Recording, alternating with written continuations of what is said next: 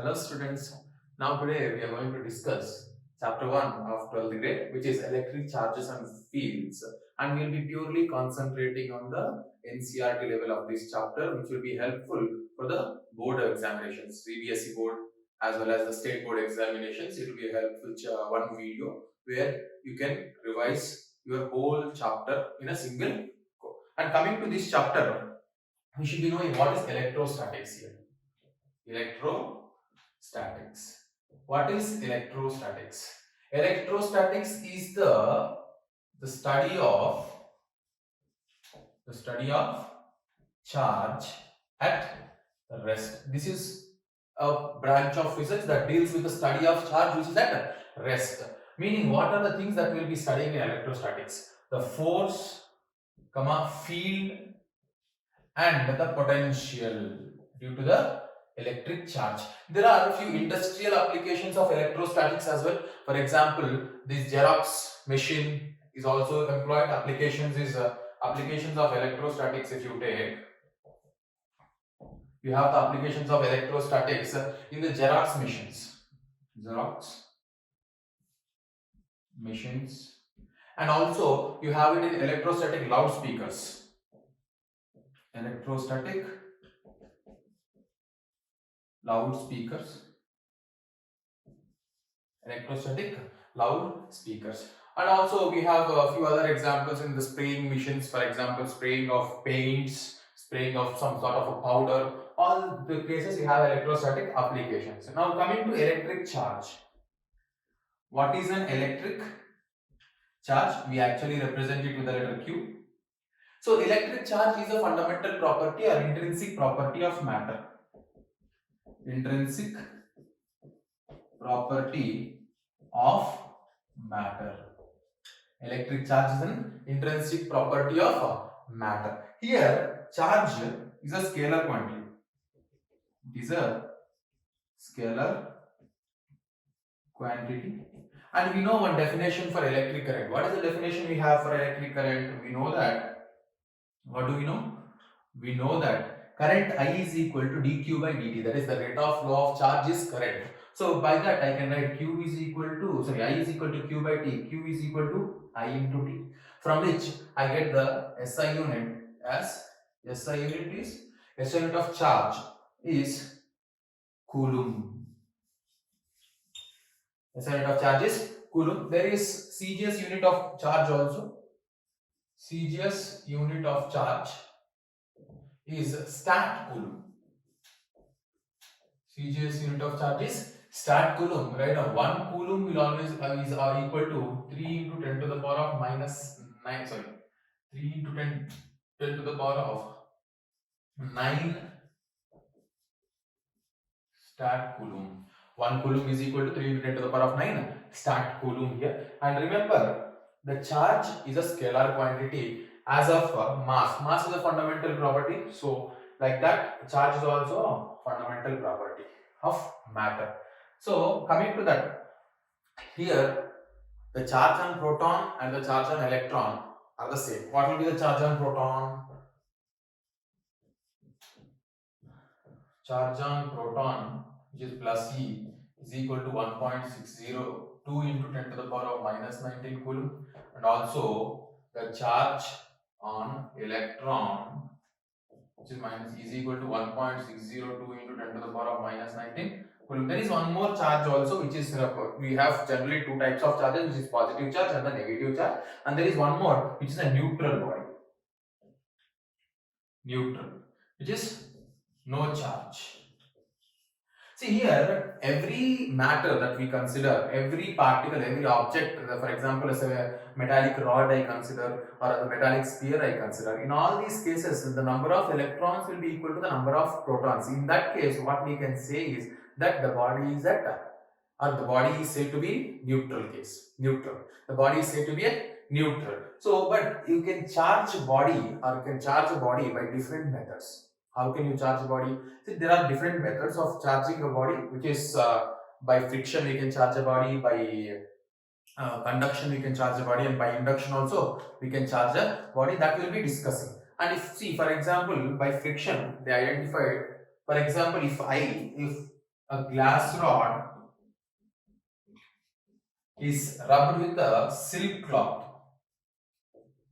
it is observed that glass rod is becoming positively charged and silk cloth is becoming negatively charged. Similarly, when, for example, if you take glass rod and the next one you can take it as you can take amber and woolen cloth. Let's say there are any such an example. So, for example, here taking this example, glass rod and silk cloth. So, in this case, glass rod is was initially neutral, and silk cloth also was initially neutral. No excess charge was there. Excess means extra charge was not there. Now, in this case, here glass rod is becoming positively charged, silk cloth is becoming negatively charged. How is this going to take place? Is by rubbing the glass rod with silk cloth, which is the method of friction we call it. And here glass rod is becoming positively charged by losing the electrons. The silk cloth is becoming negatively charged by gaining the electrons that are lost by the glass rod. So always the electrons will be transferred from one body to other body. Here in this case, as glass rod is losing electrons, so what we can say is the work function of glass rod is lesser than the work function of silk cloth. So that is the reason why the electrons are emitting out of glass rod and coming onto the silk cloth. So the transfer of charge also depends upon the work function of the material. And now coming to the basic values that we should be knowing, which is charge on electron, charge on proton, mass of electron, mass of proton and mass of neutron. We just note those values as well. Charge on electron. What is the charge on electron? What is the charge on an electron? Which is equal to 1.602 into 10 to the power of minus 19 coulomb minus charge on proton is equal to plus 1.602 into 10 to the power of minus 19 coulomb, and mass of electron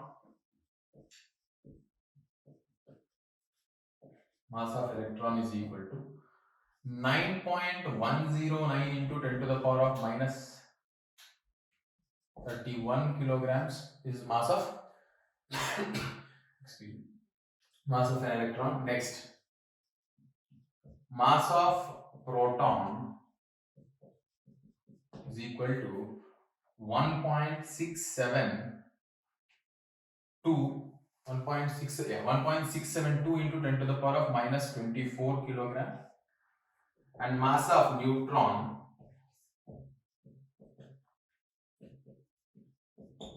is equal to 1.674 into 10 to the power of minus 24 kilogram. Here mass of proton, mass of neutron, mass of proton, mass of electron. Sorry, my mistake. Here, but it is not 24, it is 27. Excuse me. Mass of electron is so much, mass of proton is so much, mass of neutron is so much. If you observe, mass of neutron is just slightly greater than mass of proton, so we can approximately equate both of them. And mass of electron is very, very less compared to mass of proton and the neutron. So we can write it like this: mass of neutron is greater than mass of excuse me, mass of proton is greater than mass of electron. These are the values. And you should be knowing what a point charge is. What is a point charge? A point charge is the charge of which is where the whole entire charge of the body is concentrated. That is a point, like point mass. A point charge is where the entire charge of the body is concentrated. That is what a point charge is.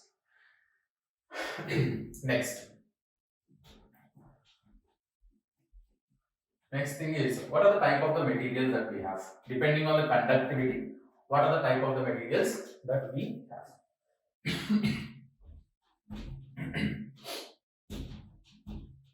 What are the type of the materials that we have here? So the type of the materials that we have is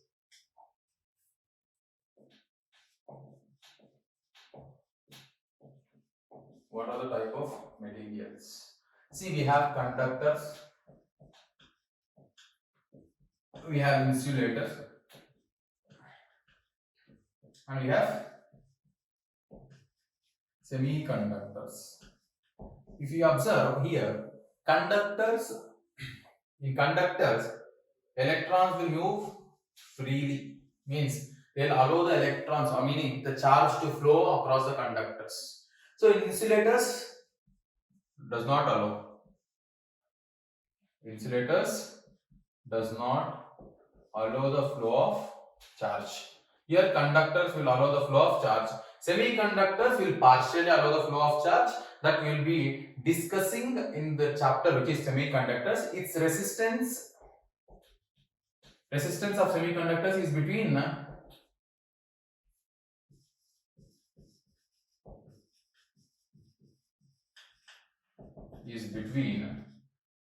conductors and insulators.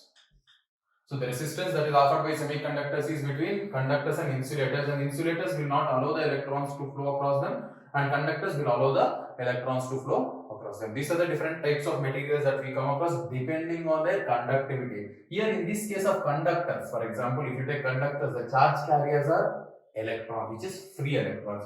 In the case of insulators, we have no charge carriers. In the case of semiconductors, the charge carriers are electrons and free electrons and the holes. Next, we will be discussing the concept of methods of charging.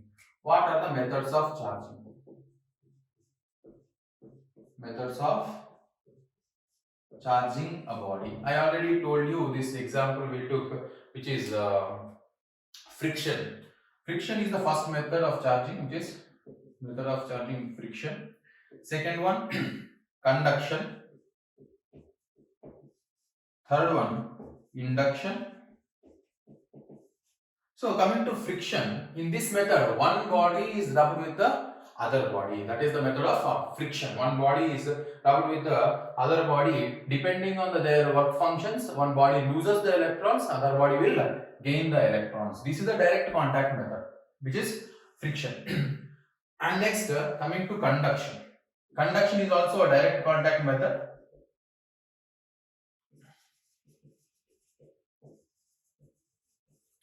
In which, what happens if I consider example, if I take a sphere which is a neutral body and I take a charged metallic rod, this is positively charged. This is initially neutral. And now what I do, I bring this neutral body onto this, I bring this charged body onto I'll have a direct contact with this. So in this case, what happens? Some of the charge that is on the rod will be transferred onto the neutral body.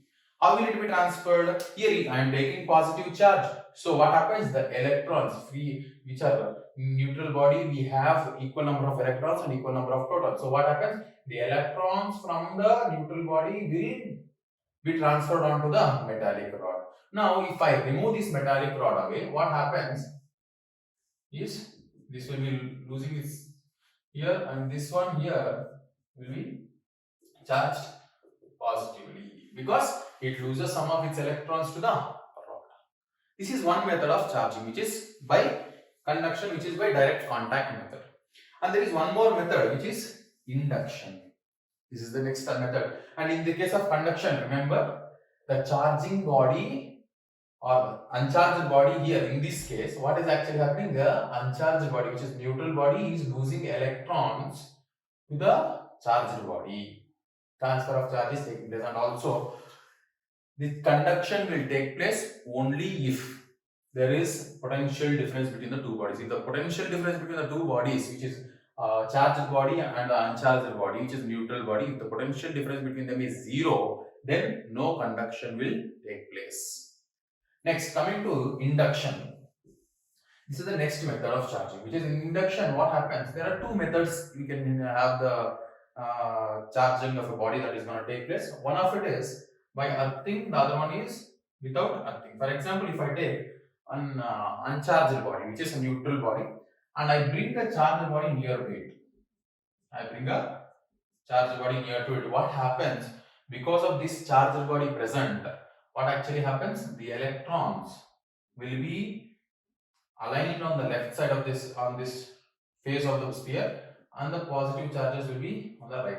So now if I ground this, what happens? These negative charges will be, sorry, the negative charge will flow from the earth to the sphere, and what happens? These negative charges are bound to the positively charged conductor, so they will be not drained out. And here, what exactly happens if I remove this now? The body will be having a negative charge. The body will gain a negative charge. This is one method in which we use earthing, and there is another method where you take two charges here, which is neutral bodies initially, and what I do, I'll bring a positively charged rod here closer to this.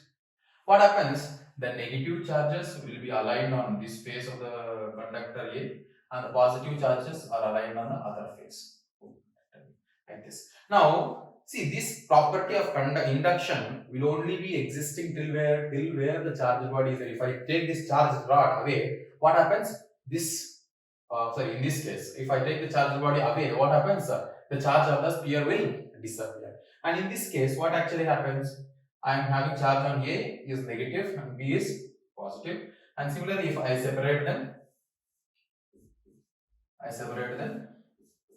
and I remove the I separate them, keeping the metallic rod, which is a positively charged metallic rod. So what happens? This will become negatively charged, this will become positively charged. Now if I remove that metallic rod away, what happens? This will become negatively charged, and here we have a positively charged. If they are closer, what happens is they get aligned towards each other like this. This is B. And if I kept keeping them away, very far away from each other, so in that case, what happens? Negative charge is distributed on the conductor A, and the positive charge is distributed on the conductor B. This is the method of charging by conduction. And now, next concept that we will be discussing is, this is all about the methods of charging. And in the method of induction, what actually happens is, the charging body, which is this plastic metallic rod is there, right? This metallic rod will not lose any of the charge. So the amount of the charge which is initially there on the metallic rod will be there till the end also. But the only thing that takes place here is inducing the charge on the other body, because here if you take if the rod is positively charged, the induced charge on the sphere will be negatively charged. It will be always the same. If it is positive charge here, it will be negative here. If it is negative here, it will be positive on the sphere. The next thing we are going to discuss now is about the properties of an electric charge. About the properties of an electric charge. What are the properties of an electric charge? We already know by these methods of charging, you might have understood that there is one basic property of charges. Charge is transferable. Charge can be transferred from one body to another body. This is one method of charging, which is the method of charging we use. Charge is transferable. Properties of an electric charge. Properties of an electric charge. What are the properties of an electric charge? Charge is transferable. Charge is transferable. Charge is transferable. Next, charge will always exist with mass. Charge is always with mass. See, charge cannot have, mass can exist without charge, but charge cannot exist without a mass. So, a body's mass can be changed. For example, if I take a metallic two spheres here, which are, this is one body which is going to lose some charge. That means this is becoming positively charged, assume. And this body, which is, this is A, this is B, negatively charged. So what is actually happening? This lost charge by A will be gained by the charged body. It will be gained by the body B. In this case, as this is losing electrons, what happens? Its mass decreases. And as body B is gaining electrons, the mass of B will increase. Mass of B will increase and mass of A will decrease. This charge will always exist with mass. Charge will always exist with mass. Sorry, charge. How can we write it? Yeah, charge will always exist with mass is what we can write. Or charge is always associated with mass. Associated with mass. Charge is always associated with mass. Next one is additivity of charge. Next property is additivity of charge. So this is a basic property of charge, very important. What is this additivity of charge? For example, the additivity of charge is the total charge is the algebraic sum of the individual charges in the system. That is, if a system have Q1, Q2, Q3, and so on, Qn charges, what happens? The net charge in the system will be equal to Q1 plus, Q2 plus, Q3 plus, and so on plus Qn. So the charge is additive in nature because charge is a scalar quantity. Charge is a scalar quantity. Q1, the total charge will be Q is equal to Q1 plus, Q2 plus, Q3 plus, and so on. Q1. For example, if I take it like this, if I take Q1 is equal to plus 2 Coulomb, Q2 is equal to minus 3 Coulomb, Q3 is equal to minus 1 Coulomb, Q4 is equal to plus 4 Coulomb. In this case, the total charge will be equal to plus 2 Coulomb minus 1 Coulomb, minus 3 Coulomb minus 1 Coulomb plus 4 Coulomb. So that will become Q is equal to 2 plus 4, 6 minus 4, 2 plus 2 Coulomb. So in this case, if it is positive charge, you should take it positive. If it is negative charge, you should take it negative and add it. That will become the total charge in the system. And there is one law which I forgot here to tell that we already know, which is like charges excuse me, like charges ripple, unlike charges attract. Like charges will repel and unlike charges will attract. This is one more property of electric charges. This one we call it as the fundamental law of electrostatics. Remember, very important. They can ask you a question. What is the fundamental law of electrostatics? The fundamental law of electrostatics is like charges repel, unlike charges attract. And coming to the next property, which is charges quantized. Quantization of charge. These are properties of electric charge are very, very important. You can expect this question as a numerical, or you can expect question directly. They can ask you the properties of electric charge also. What are charges quantized? So remember, charge will always exist as the integral multiple of electron. That is, Q will always be equal to plus or minus Ne, where N is equal to 0, 1, 2, and so on, infinity. And here we know the E value 1.602 into 10 to the power of minus 19 Coulomb. So this is charge Q will always be equal to plus or minus Ne. So here, how much charge is present in 1 Coulomb? Sorry, how many number of electrons are present in 1 Coulomb charge? Number of electrons in 1 Coulomb charge. 1 Coulomb of that, how many number of electrons are present? Here in 1 Coulomb charge, the number of electrons present will be, here we know E is equal to 1.6 into 10 to the power of minus 19 and Q is equal to 1 Coulomb. Using this relation, what we can do, we can calculate the amount of charge on, number of electrons on in 1 Coulomb of charge. Coming to that, here using Q is equal to N into E, N will be equal to Q by, that is Q is 1 divided by 1.6 into 10 to the power of minus 19, which is equal to 0.625 into 10 to the power of plus 19, and which will be 6.25 into 10 to the power of 18. So number of electrons that are present in 1 Coulomb of charge is 6.25 into 10 to the power of 18. And the last property of electric charges is conservation of charge. Conservation of charge. So the total charge of a system will always remain constant. Or you can write it one more way. The charge can neither be created nor be destroyed. The charge can neither be created nor be destroyed. This is the next property of charge, that is conservation of charge. For example, if I take a glass rod plus a silk cloth initially before charge rubbing each other, so this is glass, this is silk cloth. Now this glass rod has zero charge here and here zero. Now the total charge will become how much? Total charge is equal to 0 plus 0, which is 0. Now later, I'm rubbing the glass rod with the silk cloth. What happens? Glass rod plus silk cloth. So glass rod will become positively charged and silk cloth will become negatively charged. So this will be plus q here, means this will be having minus q charge. So the total charge in this case will become how much?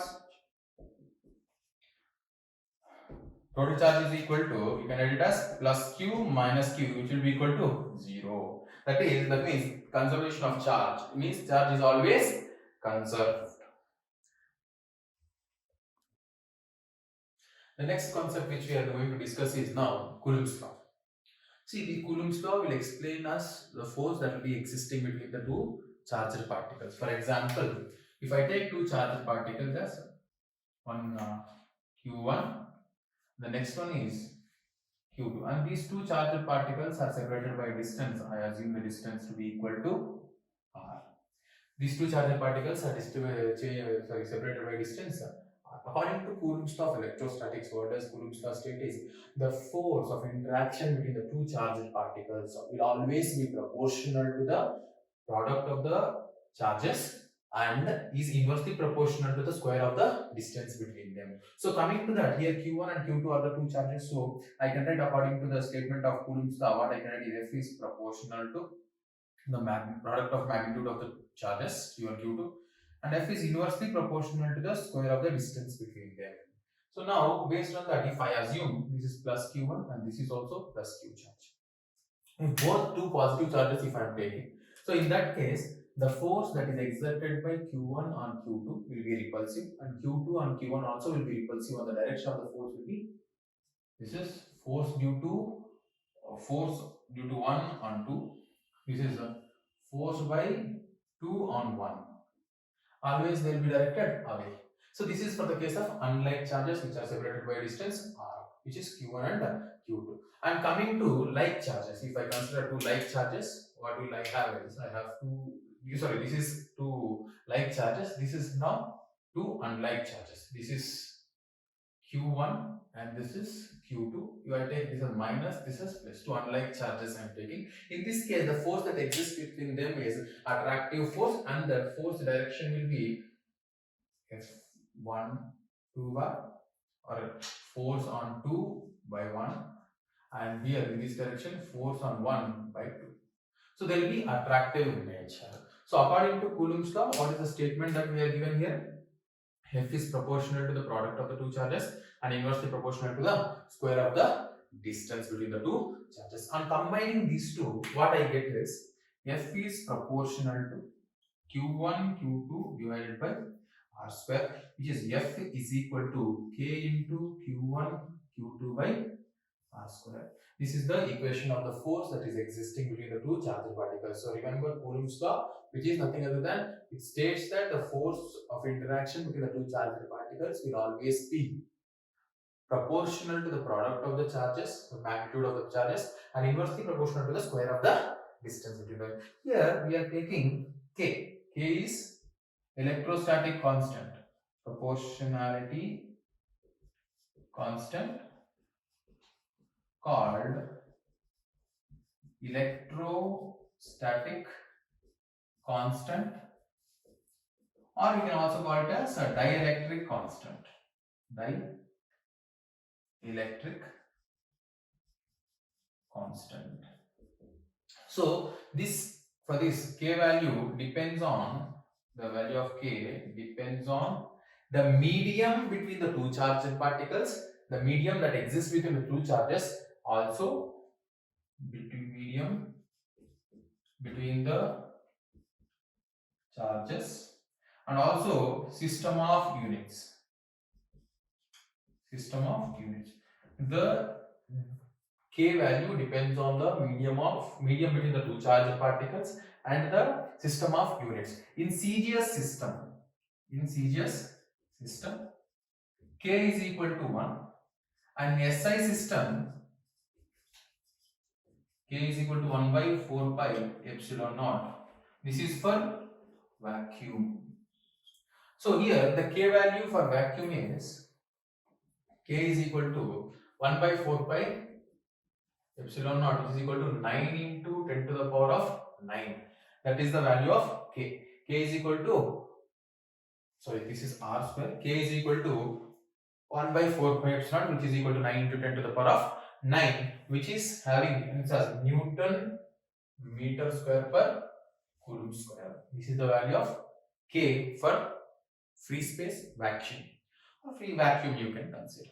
And now this value depends on system of units. So system of units, it is vacuum, means we will have 9 into 10 to the power of 9. So here what is epsilon naught? Epsilon naught is permittivity of free space or vacuum, or we take it also as air, which is epsilon naught is equal to 8.854 into 10 to the power of minus 12. Epsilon naught value is 8.854 into 10 to the power of 12, which will be Coulomb square per Newton meter square. On substituting this value here and simplifying it, you get it as 9.9 into 10 to the power of 9 Newton meter square per Coulomb square. This is about Coulomb's law. This is about Coulomb's law. Now we are going to discuss about the dielectric constant of dielectric constant.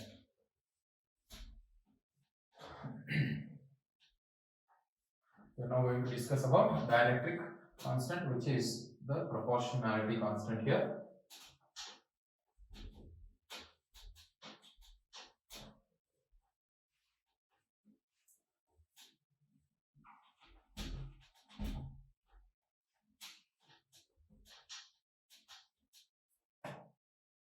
Dielectric constant, or K, or electrostatic constant.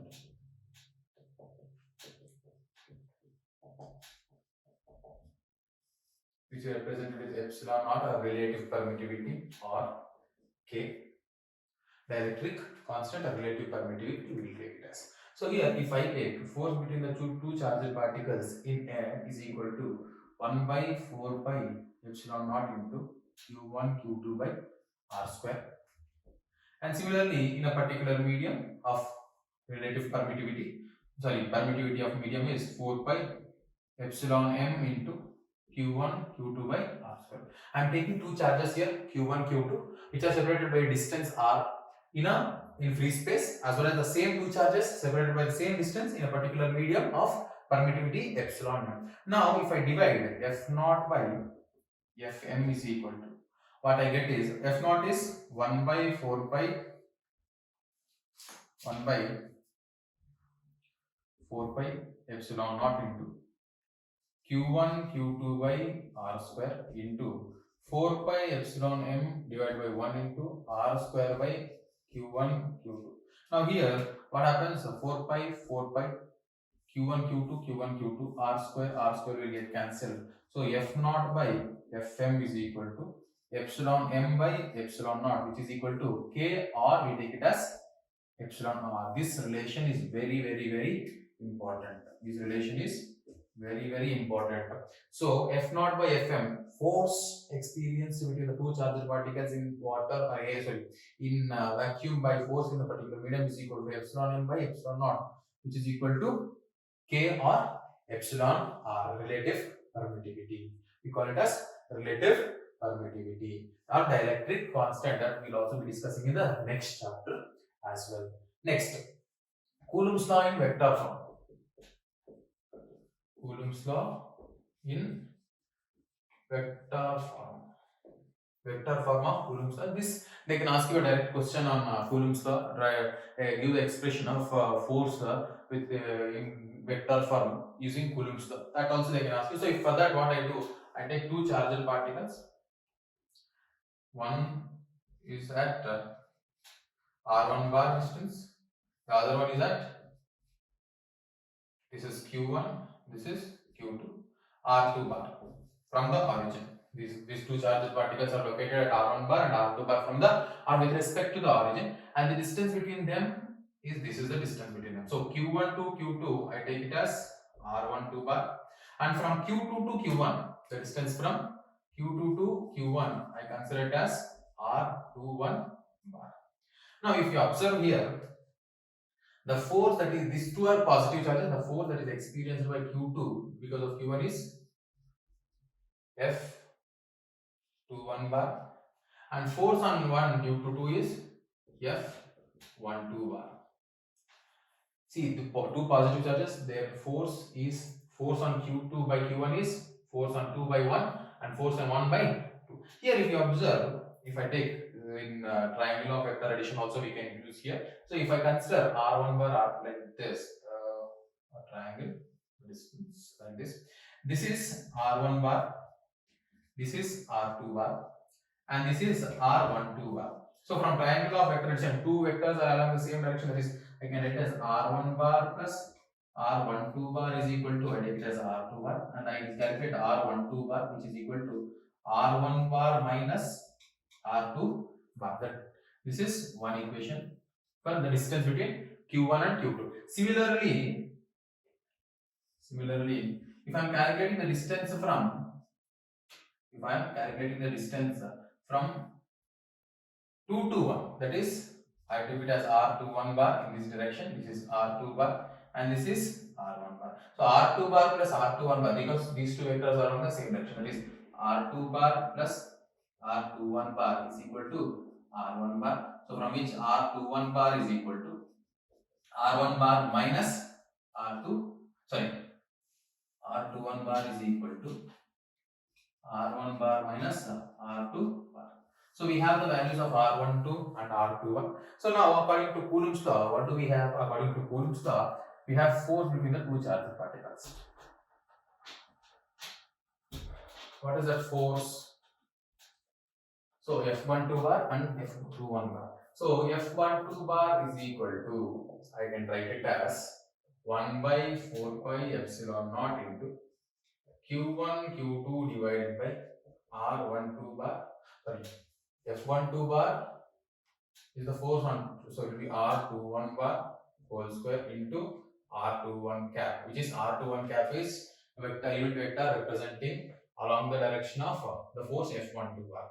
So similarly, F21 bar is equal to 1 by 4 pi epsilon naught into Q1 Q2 by R12 bar whole square into R12 cap.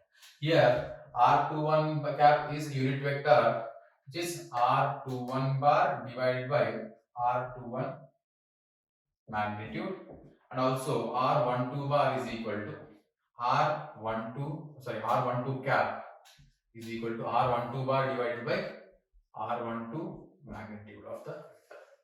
Now here in this case, what is R12 bar? R21 bar. R21 bar is equal to, R21 bar is equal to R1 bar minus R2 bar. R2 plus R21 is equal to R1 bar minus R2 bar. And here R1 bar, here I made a mistake. R2 minus R1 bar, this will be. So I know R12 bar is R2 minus R1 bar, and R21 bar is R1 bar minus R2 bar. In this case, what we can write is R21 bar is equal to minus of R12 bar. So this is vectorial representation. In magnitude, R21 bar will always be equal to R12 bar. So by this, what we can write is very clearly F12 bar is equal to F21 bar minus, or you can also write it as F12 bar in magnitude is always equal to F21 bar in magnitude, but they will be in opposite directions. This is one form of vector representation. There is other form of vector representation also, which is F12 bar is equal to 1 by 4 pi epsilon naught into Q1 Q2 divided by R21 bar magnitude cubed into R21 vector. Instead of unit vector, I am replacing its R by R21 bar by R21 bar magnitude, and it will become q here. Similarly, F21 bar is equal to 1 by 4 pi epsilon naught into q1 q2 by r12 bar whole cube into r12 bar. This is the vector representation of Coulomb's law. The next one is, we will be discussing on the concept of force due to multiple charges. The next concept we will be discussing is the force due to multiple charges.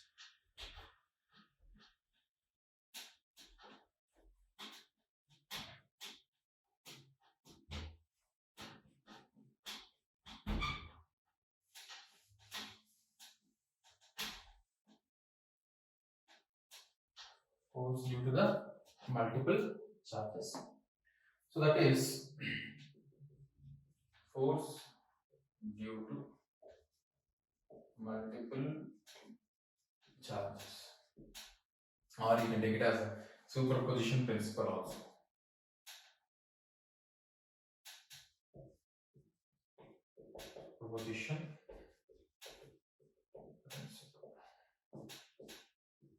Superposition principle. So in this case, I take three charges which are R1 bar, this is R2 bar, and another charge which is Rn bar. There are n number of charges. This is R1 bar I consider, this is first charge, this is R2 bar, and this is R3 bar I will take. So these are the positions of charges Q2, Q1 and Q3 with respect to the origin. Now what is the force between Q1 and Q2? This is the direction of force is in this direction. What is the force between Q3 and Q1, which is in this direction? See, remember the net force on Q1 is what you are supposed to calculate. That will be equal to force due to 1 on 2, this will be force due to 1 on 3 bar.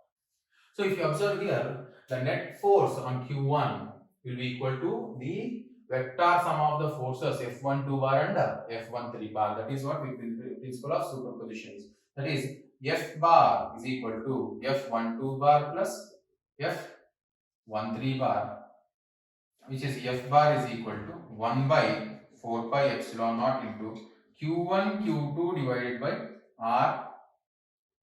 This is R12 bar and this is R13 bar, which is R12 bar into R12 cap, sorry, R12 bar square, plus 1 by 4 pi epsilon naught into Q1 Q3 by R13 bar whole square into R13 cap. This is only for the case of two charges. The net force acting on Q1 because of Q2 and Q3. Now here, if you observe, remember, if I bring two more charges into this system, what happens?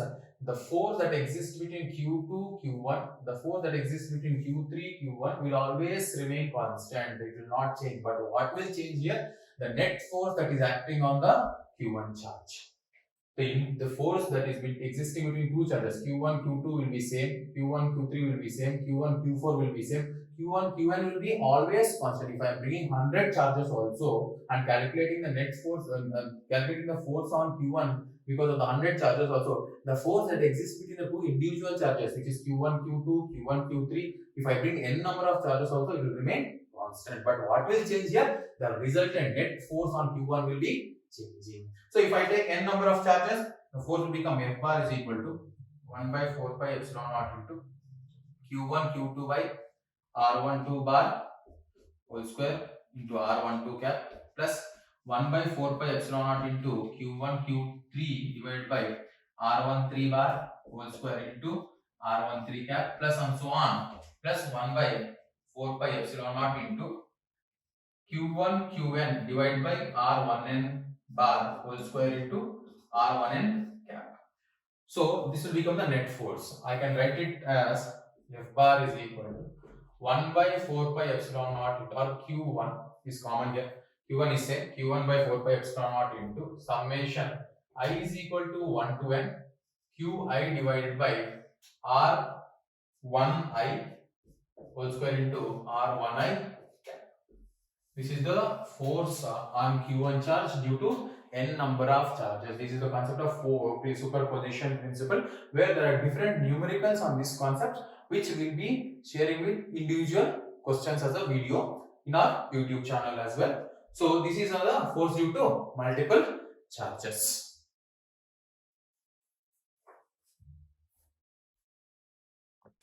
There is a small mistake of correction. Here we have taken I is equal to 1 to n. It's not I is equal to 1 to n. It will be I is equal to 2 to n. Just small correction there. And next concept that we'll be discussing is the concept of electric field. We'll be discussing the electric field concept now. So in this concept, here electric field. See, the electric field is nothing other than a region around a charged particle. If I bring another charged particle into this region of space, what happens? It will experience a certain amount of force. That is what we call it as electric field. Remember? So here, the region of here, the electric field is nothing other than the region or space around the charged particle. When another charged particle is brought into the field, it will experience a force. And remember, the direction of field is along the direction of the net force. Along the direction of the net force. And electric field due to the positive charge. For example, if I take a positive charge, only one positive charge is there. So in this case, the electric field is radially outward. The electric field is radially outward. For a negative charge, it is radially inward towards the charge. This is electric field. See, the electric field is a very simple concept. Space around the charged particle, where another charged particle, if it is brought, it will experience a certain amount of force, which will be same. The direction of field will be along the direction of the force in this case. And next one is electric field intensity. What is it? Next concept, electric field intensity. What is electric field intensity? So electric field intensity. Electric field intensity, which is capital E bar. Electric field intensity, capital E bar. Here, capital E bar is the intensity of the field at a particular point, meaning the strength of the electric field at a particular point. How do we define this electric field intensity? Is the force experienced by a unit positive test charge at that point where you are calculating the strength of the field. This is the formula. Then the electric field intensity is the strength of the electric field, and it is defined as the force experienced by a unit positive test charge placed at that point. Here, unit positive test charge in a sense whose magnitude is unity 1. And it will have some effect of field also, but we will take that effect of field due to this charge Q not negligible. Next, we will calculate the field due to a point charge. So I take a point charge plus Q, and at a distance I have point P where I am supposed to calculate the field due to this Q charge. So for calculation of field at this point, this is O. At this point, what I take a unit positive test charge at this point. Unit positive test charge. Now I have two charges plus Q and Q naught. What will be the force between two charges according to Coulomb's law? It will be F bar, which will be a repulsive force. And this repulsive force magnitude is given by how much? Magnitude of the force is 1 by 4 pi epsilon naught into capital Q into Q naught divided by square distance is R. We have considered distance is R, so it will be R square.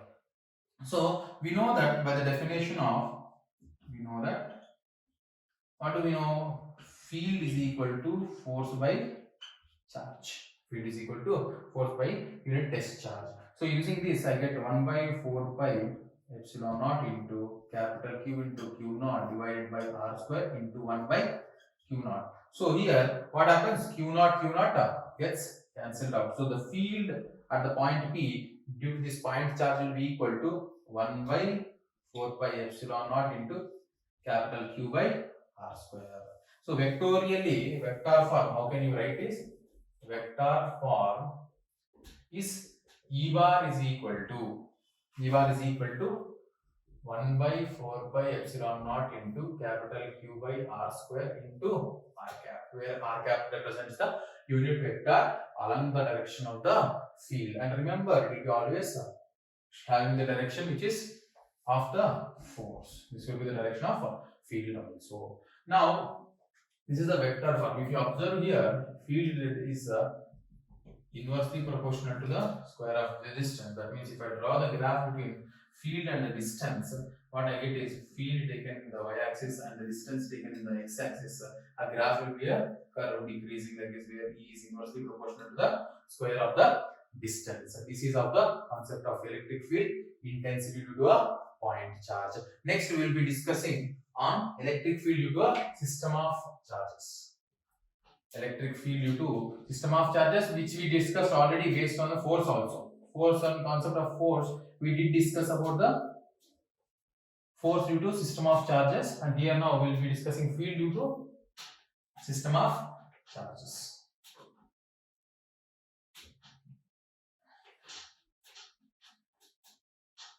Field due to system of electric field due to or system of charges.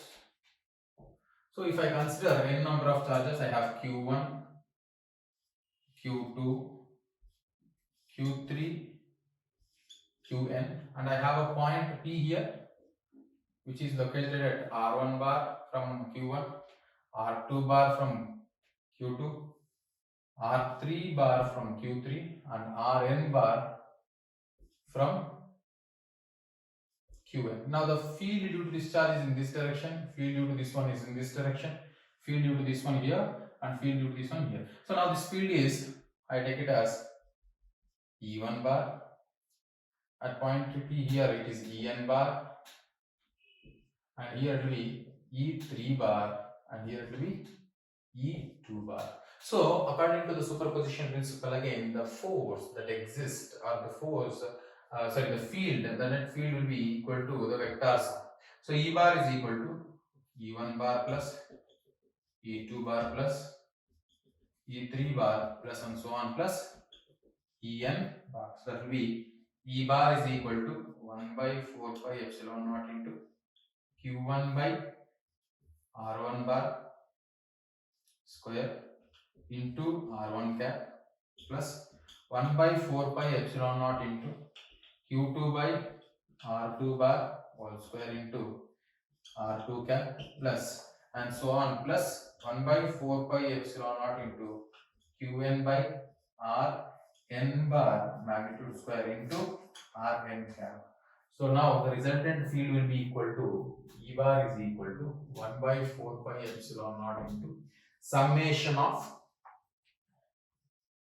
I is equal to 1 to n Qi by Ri bar whole square into Ri cap. This is the resultant field at the point P due to n number of charges. Due to the n number of charges. Next concept we will be discussing is electric field lines of force or electric field lines. See, it's a small concept which is very important. Electric field lines. See, electric field lines. Electric field lines. Electric field lines. What are these electric field lines? The electric field lines are the curves that are drawn such a way that they will give you a tangent drawn at any point will give the direction of the electric field at that point. So if I take this point here, I draw a tangent here, this will give the direction of the field at that particular point. Or if I take, this is P, and if I take the P here, it will be E bar at this point. These are the curves which are drawn, and if we draw a tangent at any particular point, it will give you the direction of the intensity of the electric field at that point. And also remember, the magnitude of the electric field will be represented by the density of the field lines. It will be represented by the density of the field lines. So what does that mean? For example, if I take a positive charge here, the number of field lines coming out are So if I consider like this, so this is positive charge, this is another positive charge. Again, I will take. So which has more charge? What is the whose charge is whose magnitude of charge is greater? So as the density of the field lines in this case is more than this case, the charge here is greater than the charge. Yeah, this is Q1, this is Q2. So the charge here is greater than charge here because of the density of the field lines. So the density of the field lines will give you the intensity of the field, or the density of the field lines will give you the magnitude of the charge also, which will be greater as well. And here, if you observe, for positive charge, they will be radially outward, and for a negative charge, the field lines will be radially inward. They will be radially inward. And if you have two unlike charges, for example, I have a positive charge and a negative charge, so the field lines will be like this. The field lines will be. You can take this as a dipole also, electric dipole, that we will be discussing in the coming.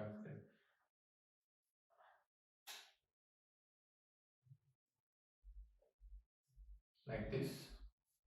Electric field lines are attractive field lines due to a system of two charges, which are like charges, like this. For the case of, or we can even more clearly write it like this. This will be directed like this. Even more clearly, this directions are important. Oh, sorry. This is radially inward for the case of a negative charge. Okay, and for the case of unlike charges, if I take two positive charges, the field lines are repulsive in nature. That means the field lines will be always away from the each other like this.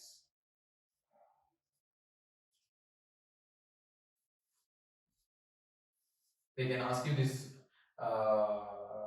diagrams also as 1 or 2 marker questions for your board examination. This is due to like charges, or due to the unlike charges, and this is due to a negative charge, and this is due to a positive charge. And now this is about electric field lines, and there are properties of electric field lines. What are the properties of electric field lines? The properties of electric field lines are important. They can also ask you directly as a 3 marker question. So what are the properties of electric field lines? So remember, one by one we will discuss properties of electric field lines. Properties.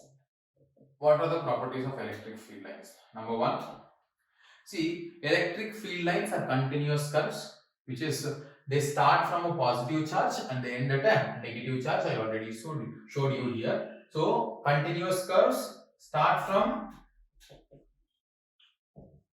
positive charge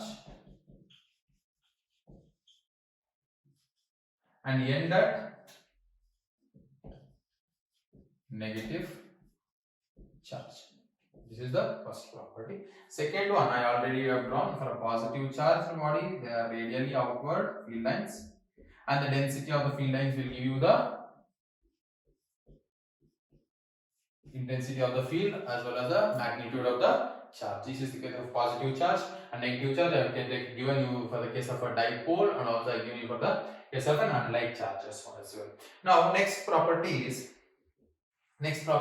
no electric field lines exist inside a conductor, because if I have a sphere, if I take, charge is residing on the surface. Now the field lines will be always perpendicular to the surface like this, radially outward. So it will be always perpendicular to the surface, radially outward. So there is no possibility of these field lines inside the conducting sphere, inside the hollow sphere. So electric field inside the sphere is equal to 0. The electric field intensity inside the hollow body, that means inside any conductor the field will be always 0. And remember this property, which is the field lines will always be perpendicular to that, perpendicular at that point. For example, like this, perpendicular at that point. And remember, as I already told you, if I take a field line, tangent drawn at any point will give you the direction of the electric field intensity at that point. If I draw the tangent here, at this point the field intensity will be Q. The intensity will give. And remember, very important property, no two electric field lines will intersect. No two electric field lines will intersect. Why will they not intersect? Is if they intersect like this, two field lines intersect at this point of intersection, which is P. This is one field line. This is one field line. If they intersect at these 2 points of at this point of intersection of the two lines, there should be two directions for the electric field. Two directions for the electric field, which is practically not possible. This simple point, this one single point also they can ask you for 2 or 3 mark question in CBSE is a sub question. So why will the electric field lines not intersect? Explain. The electric field lines will never intersect because at the point of intersection there will be, we should have two directions of electric field intensity, which is not practically possible. And I already told you no electric field exists inside the conductor, as electric field lines are always perpendicular to the surface and they'll be starting from the positive charge and ending at the negative charge. Now we are going to discuss the concept of electric dipole, and here electric dipole is nothing other than two charges of equal magnitude and opposite signs separated by a small distance. If I consider plus q and minus q as the two charges which are separated by a distance of 2a, in that case it will be plus q, or here I'll take this as a plus q, just plus minus q here, two charges, minus charge, and this is a plus charge which is plus q. So these two charges are separated by a small distance, and this distance of separation I take it as 2a. This is an electric dipole. Two charges of equal magnitude, opposite signs, separated by a small distance, we take it as a dipole. And remember, we have one more term called as a electric dipole moment. Electric dipole moment. See, electric dipole moment, we represent it with the letter P bar, which is nothing other than the strength of the dipole. It defines the strength of the dipole. So this electrical dipole moment is a vector quantity which will be always directed from the negative charge to the positive charge. The direction of the electric dipole momentum is always from negative charge to the positive charge, and its magnitude will always be equal to product of the charge, either of charge into the distance between them. So this will become the charge. So here this is a dipole, and its dipole momentum is P is equal to Q into 2a. So dipole moment is a vector quantity too, so it will be always directed from the negative charge to the positive charge. This is the dipole momentum. And now due to this dipole, what we are going to calculate is, we are going to calculate due to this dipole the field at an axial point and the field at an equatorial point. These two derivations are there which are important. So coming to those two derivations, electric field intensity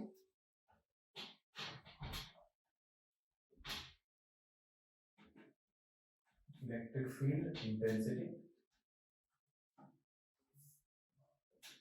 electric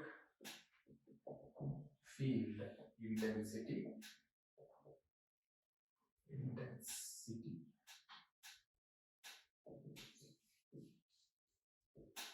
due to a dipole. First one is on axial point. On axial point.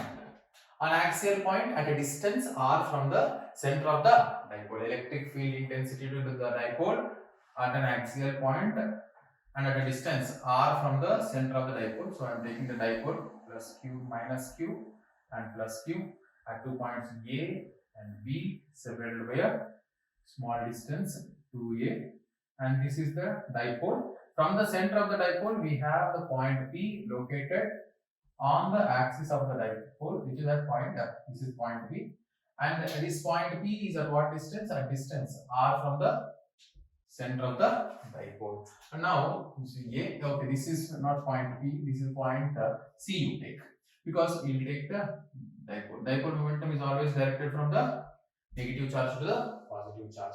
Now what we have to calculate? We have to calculate the field at this point due to the dipole. For that, what we will do is, first we will calculate the field intensity at the point C due to the negative charge, and the field intensity at the point C due to the positive charge, and we add them up. Or depending on the vector notation, we subtract them. So for that calculation, electric field intensity at C due to the charge at A, which is a negative charge, which is equal to E due to minus Q charge, is equal to 1 by 4 pi epsilon naught into Q divided by, what is the distance from A to C? R plus this is A, this is A, because it is at from the midpoint of the dipole. So this will become A. So it will become R plus A square. And this is a negative charge. Here we are going to assume a unit positive test charge. So attraction. The field will be in which direction? The field due to the negative charge will be in this direction. And there will be E minus Q bar. And now if I take field, electric field intensity at C due to the charge at B. So that will be equal to E plus Q is equal to 1 by 4 pi epsilon naught into Q by R minus A whole square, because the distance from B to C is R minus A. R minus A will become the distance between B and C. So this will be directed in what direction? The direction of the field here will be, this is a positive charge, and this here also unit positive test charge. So the field will be in this direction. And remember, the field due to the positive charge will be greater than the field due to the negative charge here. So the net field at peak C, the net field at C is E is equal to E plus Q minus E minus Q, because plus Q is in positive x-axis direction, negative x-axis, two vectors acting at the same point equal in opposite directions, we can subtract. We know that E plus Q is greater than E minus Q because B is closer to C compared to A. So closer the charge, more the field intensity, as the distance and the field are inversely proportional. Now using this, I get it as 1 by 4 by epsilon naught into Q by R minus A square minus 1 by 4 pi epsilon naught into Q by R plus A square. So which is E is equal to, see in NCERT also they mentioned like this, just they added it, but they have taken the field due to minus Q charges minus Q by 1 by 4 pi epsilon to minus Q by R plus A whole square, but I am not taking it as minus, I am taking sign change here itself. So now I get it as, if I take 1 by Q by 4 pi epsilon naught common out, I get it as 1 by R minus A square minus 1 by R plus A square. And now here taking the LCM and simplifying, what I get is, I'll erase this part here.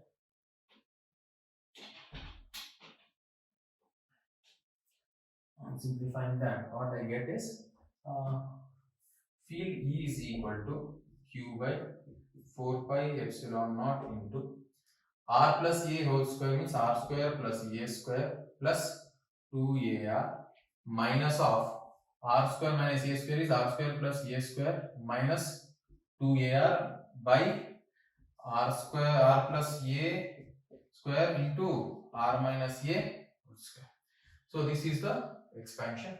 Here R square minus R square, A square minus A square, because if I remove the bracket and multiply with minus, this will become plus. So that means it will become E is equal to 1 by 4 pi epsilon naught into 4 into A into R into Q divided by A plus B into A minus B. A square minus B square whole square again. So here further 1 by 4 pi epsilon naught into 2 into 2A into Q, I can represent it as, into R divided by R square minus A square whole square. On simplifying this, E is equal to 1 by 4 pi epsilon naught into 2A into Q is dipole momentum. P is equal to 2A into Q. This is dipole momentum. This point you please don't forget to write. The dipole momentum of the dipole is always 2A into Q. You have to represent that. So it will become 2 into P into R by R square plus r square minus a square whole square.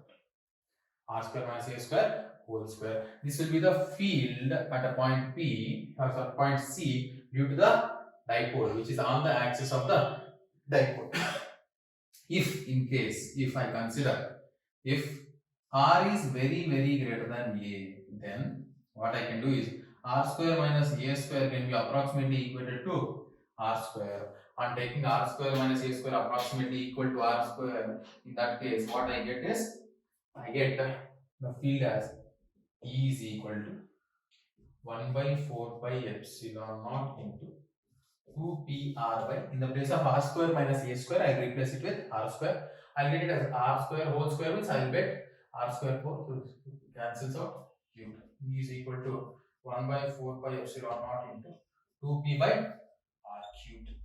This is the formula for field at point C due to the dipole net field. And what will be the direction of this net field?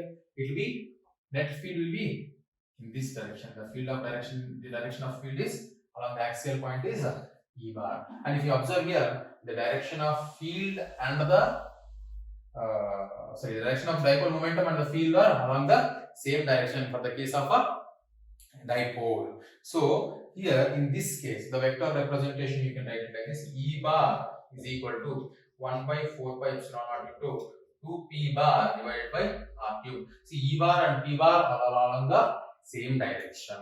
And if you observe, in the case of field, E axial is inversely proportional to the cube of the distance, not the square of the distance.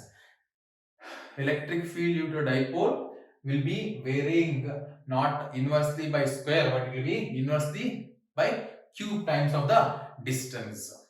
So this is about the electric field intensity due to the dipole on the axial point at a distance r from the center of the dipole. The next one is electric field intensity due to dipole at an equatorial point.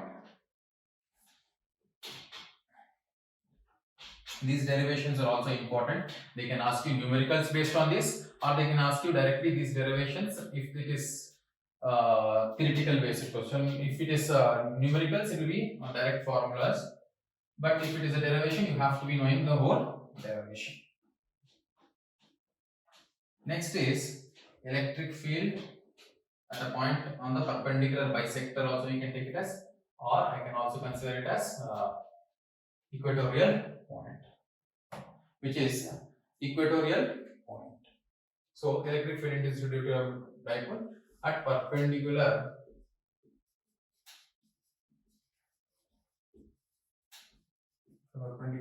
bisector.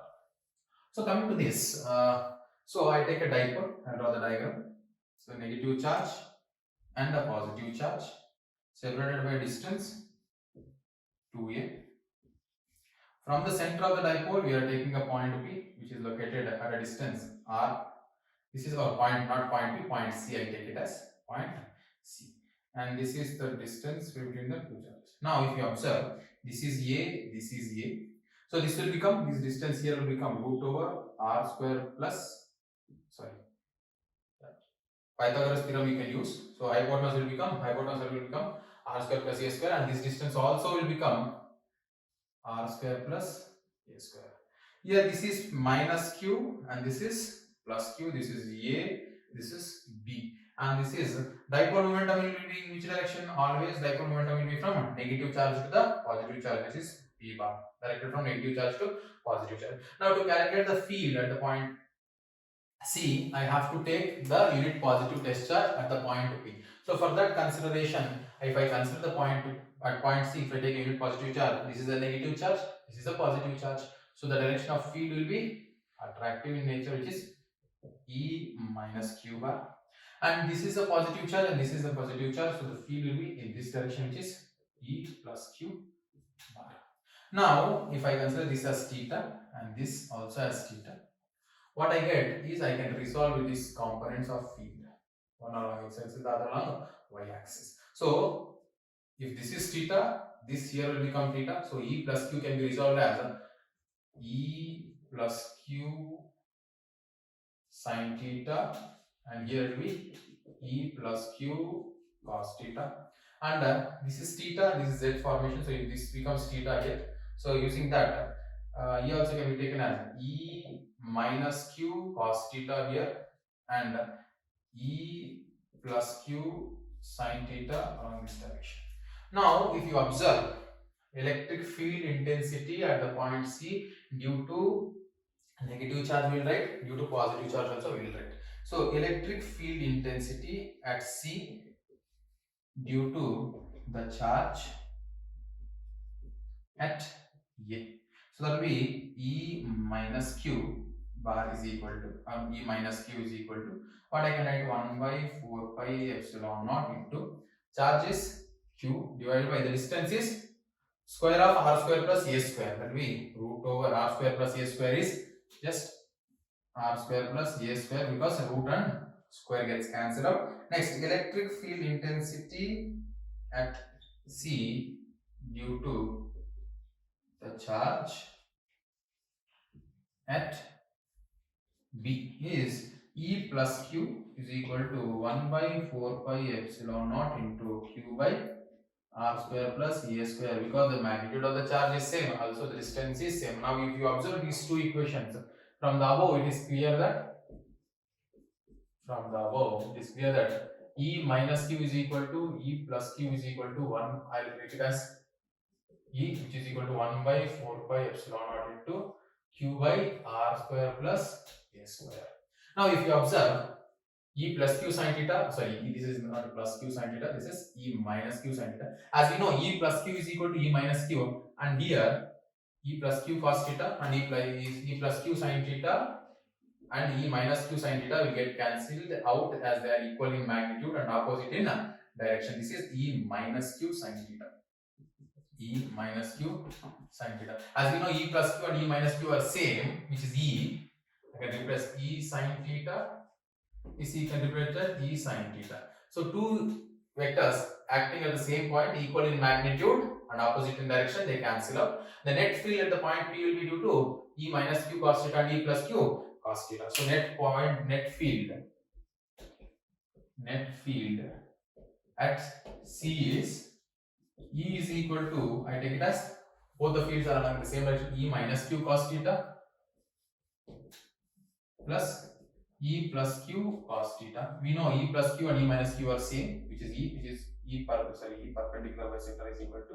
So that will be E cos theta plus E cos theta, which is E perpendicular bisector is equal to 2E cos theta. Perpendicular bisector is equal to 2E cos theta.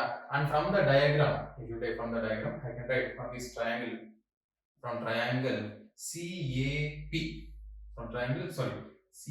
you take.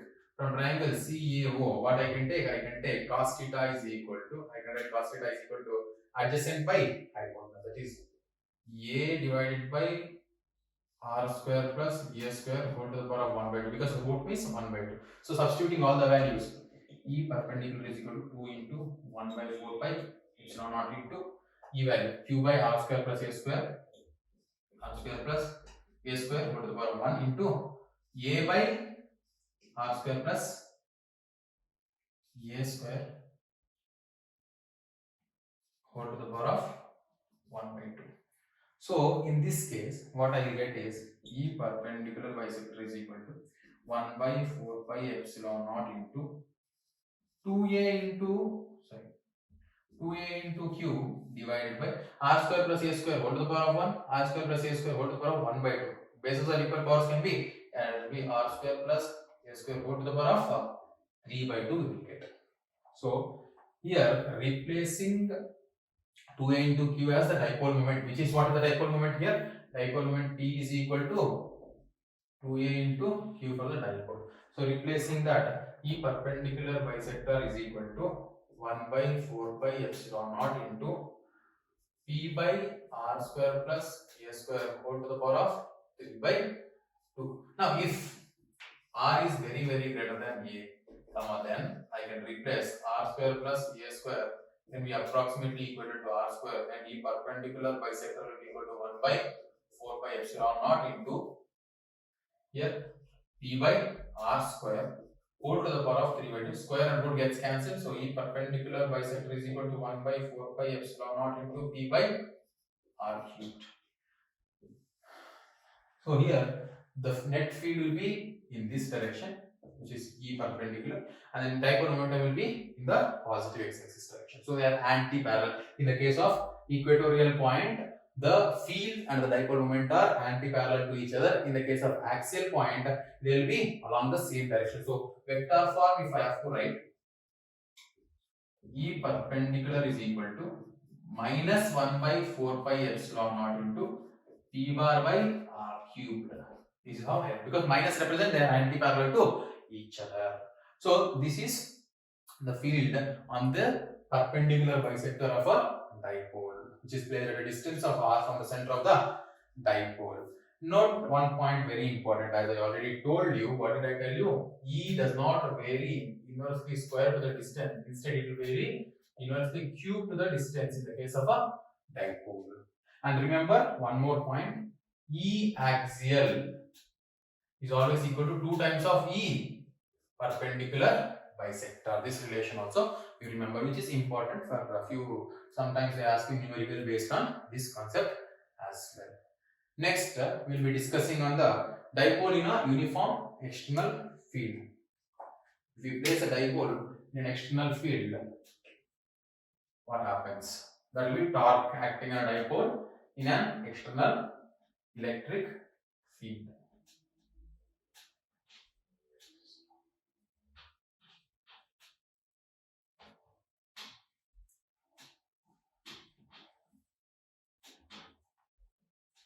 Coming to that.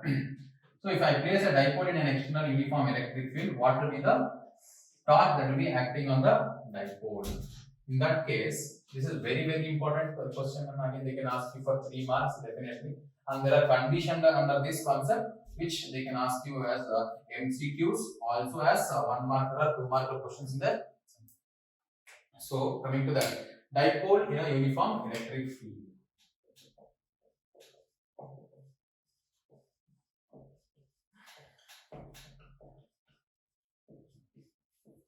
Dipole in a uniform electric field. So in this case, let dipole be placed in a uniform electric field. I will take the diagram. So this is the direction of the field. Remember, dipole, this is placed in a uniform electric field of intensity. I take it as E bar, intensity of the dipole. Sorry, intensity of the electric field. And then now the dipole is placed in this field, which is making a certain angle theta. So this is minus q and this is plus q. This is A, this is point B.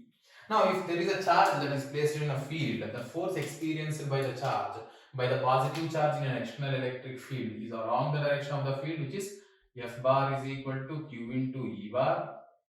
And force experienced by a negative charge in an external electric field is F bar is equal to Q into E bar. But here the force will be along the direction of the field for the case of positive charge. The force will be opposite to the direction of the field in the case of a negative charge. Now this is point A. So we are going to calculate the torque that is acting on this dipole, which is placed at an angle theta with the direction of the electricity. So now for that case, what is the dipole momentum? Dipole momentum is always directed from negative charge to the positive charge, and the length of the dipole is, how much is the length of the dipole? It is distance between the two charges is how much? Take it as 2a. Now here this again will become a theta. So for this one, torque acting on the dipole will always be equal to the force into perpendicular distance between the forces. So if you observe here, the net force acting on the dipole is 0. The net force acting on the dipole is 0. In this case, what is the force? Tau is equal to force is Q into E into the perpendicular distance is, if I take this as C, the perpendicular distance is BC. What is the perpendicular distance between the two forces? It will be BC. What is BC value here? So I'll write it here. From the triangle, I take BAC. From the triangle BAC, what I can write is, here from the triangle BSc, I can write that sin theta is equal to opposite by, which is BC by hypotenuse, which is AB. So BC now will become AB sin theta. So BC is equal to AB is 2A sin theta. So the perpendicular distance between the two forces is BC, which is tau is equal to Q into E into, what is it we have?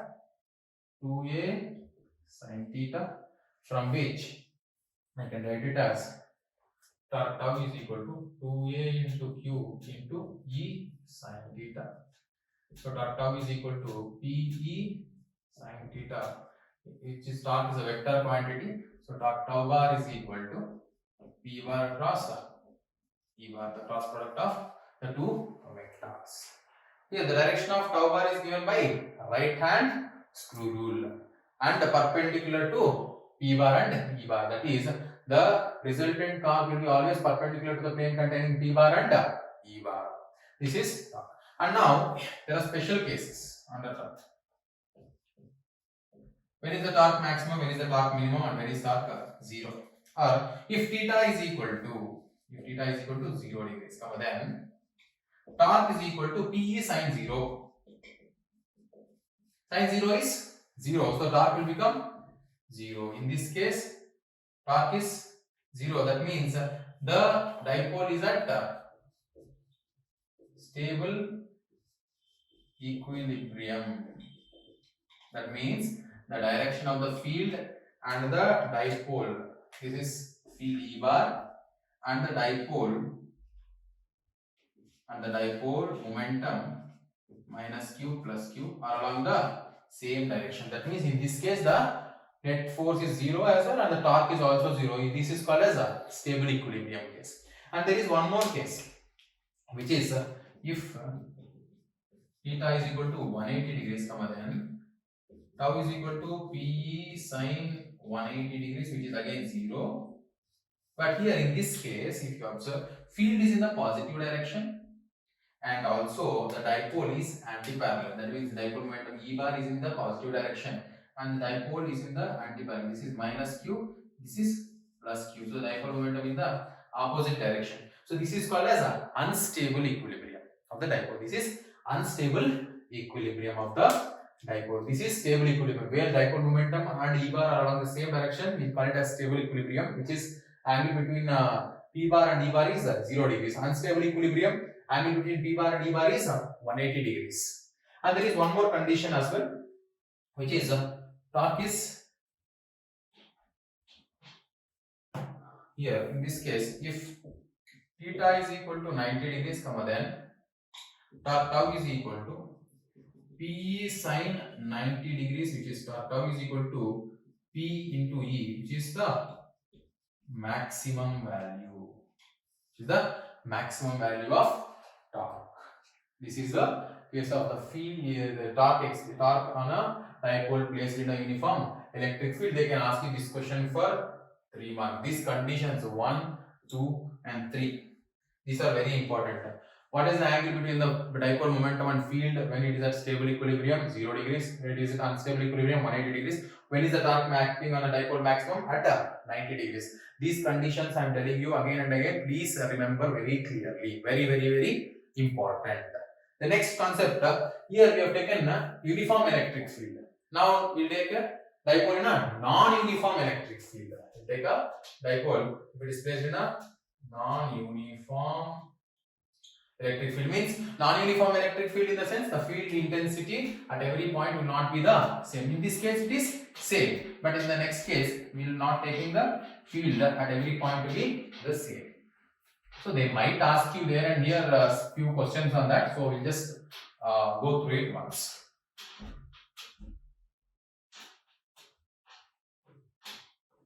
So coming to that, now I take when field is increasing along P. First condition, when field is increasing along P bar. That means I take a dipole, for example. Okay, I take like this minus Q charge here and plus Q charge here, which is plus Q. This is the distance between them, which is 2a, and the dipole momentum direction is p bar. In this case, field is increasing along the direction of the p bar. So this is field which is increasing along the direction of p bar. That means the force experienced by negative charge, it will be increasing, means here it will be less, here it will be more. If here field is less, that means force experienced by negative charge will be less force on negative q, and here the force here will be on positive charge, more force on plus q, because it will be along the direction, and here the field is increasing from minus q to 2. This is a certain distance where it will be varying. Here net force, remember, net force on dipole is along E bar. The net force on dipole is along E bar. Net torque is equal to 0. Net torque is here is 0 because theta is 0. Because theta is 0, so net force is 0. This is along the direction of the increasing. If P bar and the E bar are along the same direction, the E bar is increasing along the direction of P bar. Next case, when field is decreasing, if field is decreasing along P bar, the next is field is decreasing along P bar. That means I have minus q plus q here, dipole, and the dipole momentum is P bar along this direction. Now what is actually happening here? The field is decreasing instead of increasing. The field is decreasing along the direction. That means field at the negative charge is greater than the field at the positive charge. That means more force on minus q and less force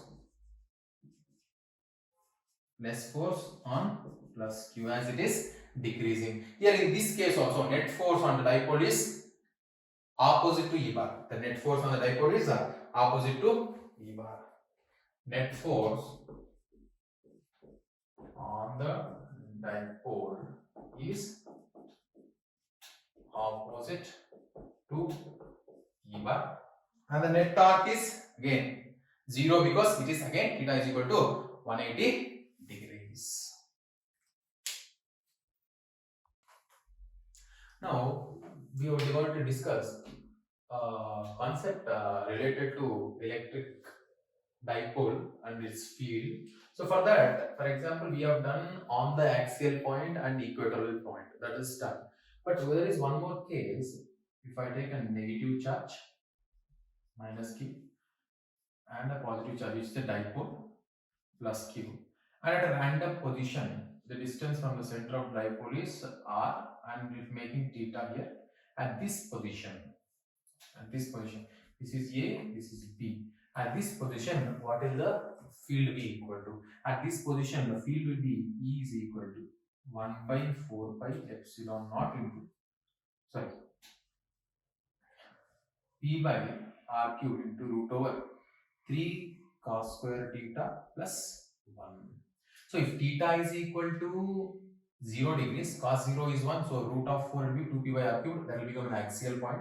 If theta is equal to 90 degrees, perpendicular bisector at this point, it will become p by r cube. So just a random for just a relation you remember enough, it is nowhere required also, but if they ask you any question, you can use this formula as well.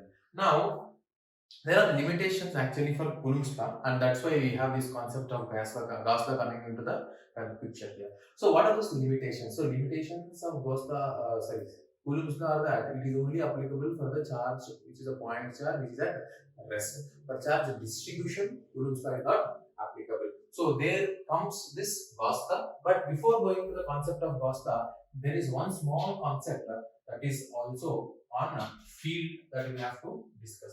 The concept is null point. Concept of null point. What is this null point? Null point. Point where the net field is 0 due to the two charges, whether it is like charges and unlike charges. Two cases we will discuss.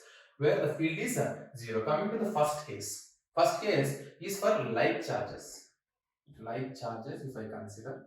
And in this also for like charges I take Q2 is greater than Q1. And where does the null point lie for the case of two like charges? In this case, if I take two like charges, for example, this is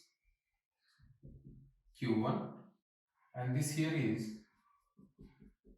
Q2 separated by a small distance. So two like charges which are separated by a small distance. This is plus Q1, this is plus Q2 if I consider. This distance is, I take it as R as the distance between the two charged particles. Now, where does the null point lie in the case of like charges? Remember, the null point in the case of like charges will lie closer to the charge with lesser magnitude and will be in between the two charges. Remember, null point lie closer to the charge with less magnitude and between the two charges. Between the two charges on the line joining the two charges between them somewhere. So in that case, what I do is I consider that point as this, which is Q1 is lesser, so I take it as this point is P, where the null point is located, which is at a distance of x from the charge with lesser magnitude, which is Q. So at this distance will become how much? This remaining distance will be R minus x. So at this point, calculate the individual fields. Field due to Q1 at this point is I'm going to place a unit positive charge here. So due to this one, the field will be repulsive in this direction. So this will be E plus Q1. And due to this charge Q2, the field at this point should be again in this direction, which is E plus Q2.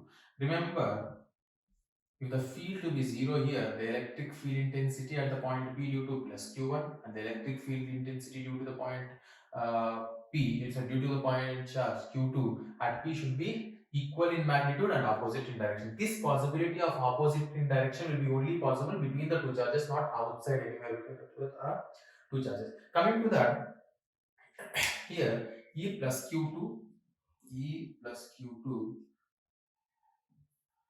should be equal to E plus Q1. So in that case, what is the formula for field? 1 by 4 pi epsilon naught into Q2 by distance is R minus x square is equal to 1 by 4 pi epsilon naught into Q1 by R plus x, sorry, not R plus x, Q1 by x square.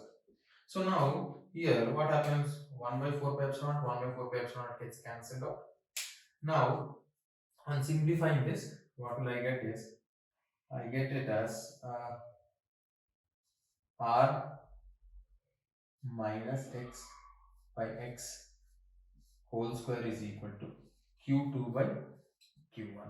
So R minus x by x is equal to root over Q2 by Q1, from which R minus x is equal to x into root over Q2 by Q1 we get.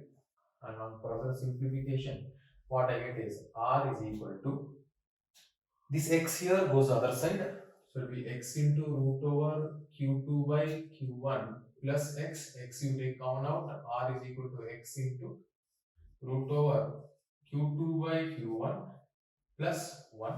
We are supposed to calculate x, here R divided by root over Q2 by Q1 plus 1. This is for Q2 greater than Q1. Similarly, x is equal to R divided by root over Q1 by Q2 plus 1 for Q1 greater than Q2.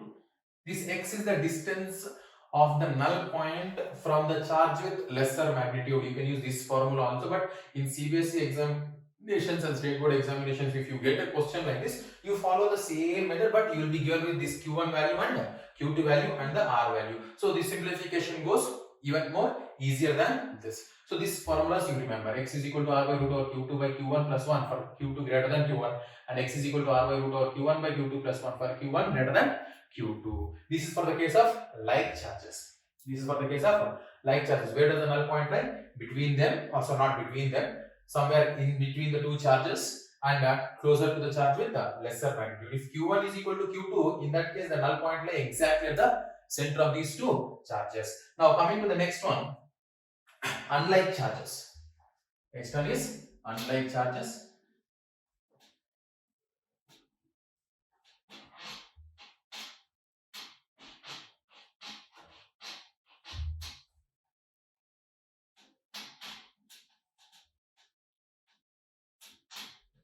Next concept is because of unlike charges. So for the case of unlike charges, the null point lie. Where does the null point lie? The null point lie closer to the charge with lesser magnitude, and it will be outside the two charges. So for that, I will take two charges here, and here also unlike charges, right? So I take it like this. Here also Q2 greater than Q1 I consider.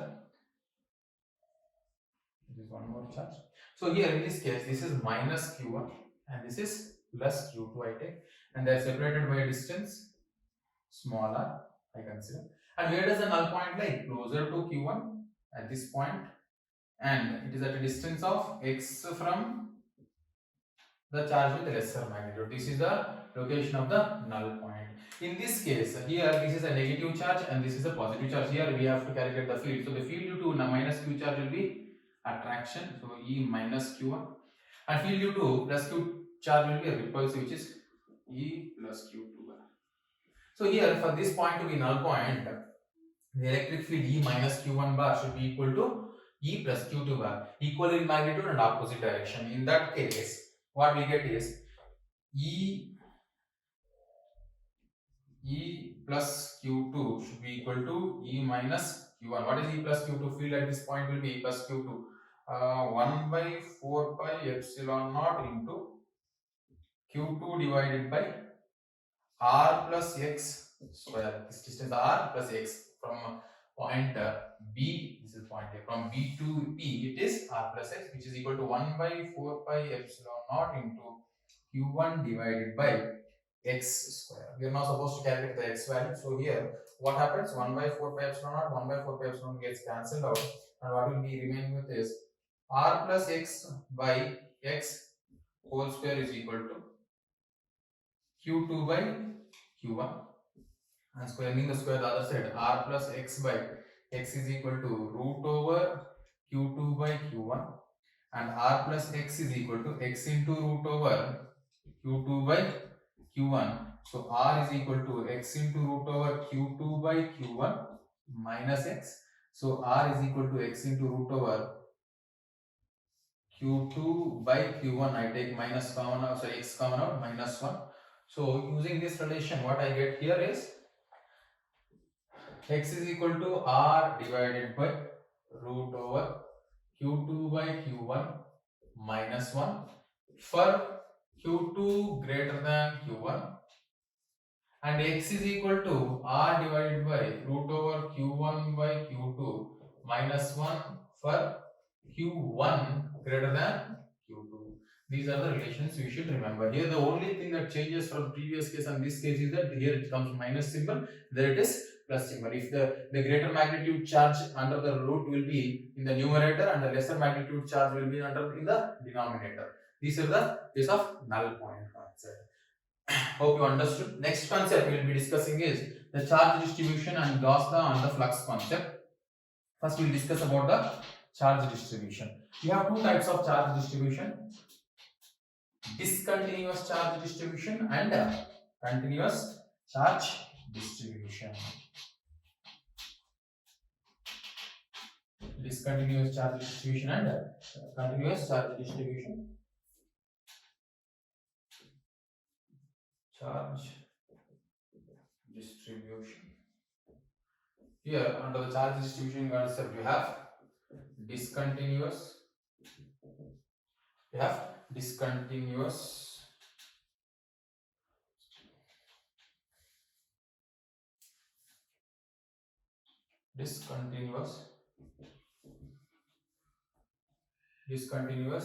charge distribution,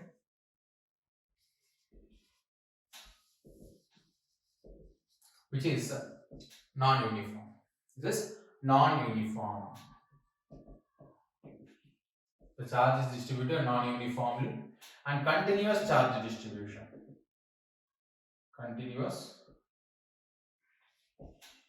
charge distribution, in which the charge distribution is distributed uniformly. Under this continuous charge distribution, we have three distributions again. Under this continuous charge, linear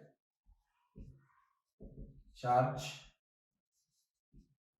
distribution, which is lambda is equal to charge per unit length, that is q by L, or you can take it as dq by dl also. Charge per unit length, for example, the charge distributed on a linear metallic rod on a ring, that is under linear charge distribution. SI unit, you can take it as Coulomb per meter.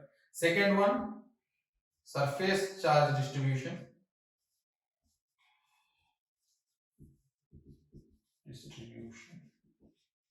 That is sigma is equal to charge per unit area, which is SI unit of this is Coulomb per meter square. And the final one is volume charge distribution.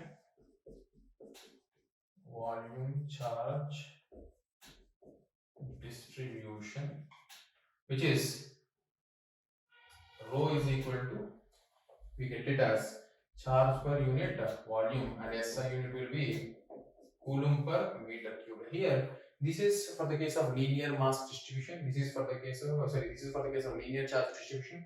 This is for the case of surface charge distribution. This is for the case of volume charge distribution. And there is one term you should be knowing, which is area vector. What is this area vector? For example, if I take a surface and a non-uniform surface, I consider like this. Here, this I consider a unit area, which is delta S bar, a small area. So the area vector of this area ds bar or delta S bar will always be perpendicular to it. That is, will always be perpendicular to it. So delta S bar is equal to delta S into n cap, where n cap is the unit vector representing the vector.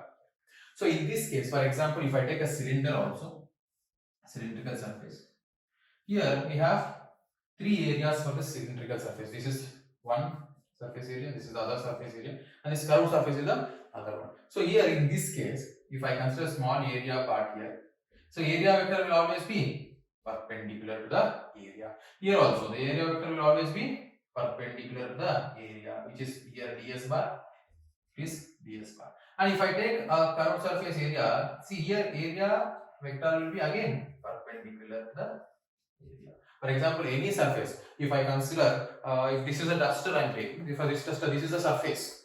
For this duster, the area is this one. Area vector will be always perpendicular to the area's surface. So, that is what you have to know about the area vector. Next, coming to electric flux. Electric flux. What is electric flux? Very simple. Electric flux is nothing other than number of field lines. The number of field lines passing through a unit area. The number of field lines passing through a particular unit area is what we call it as electric flux. Electric flux we represent with the letter phi. So electric flux phi is equal to, or delta phi is equal to, for uniform surface. It will be delta phi is equal to E bar dot delta S bar, or we can also write it as E delta S cos theta, where theta is the angle between electric field and the area vector. Electric field and the area vector. For example, if I take this as the area, this is particular surface through which we have the field lines passing like this.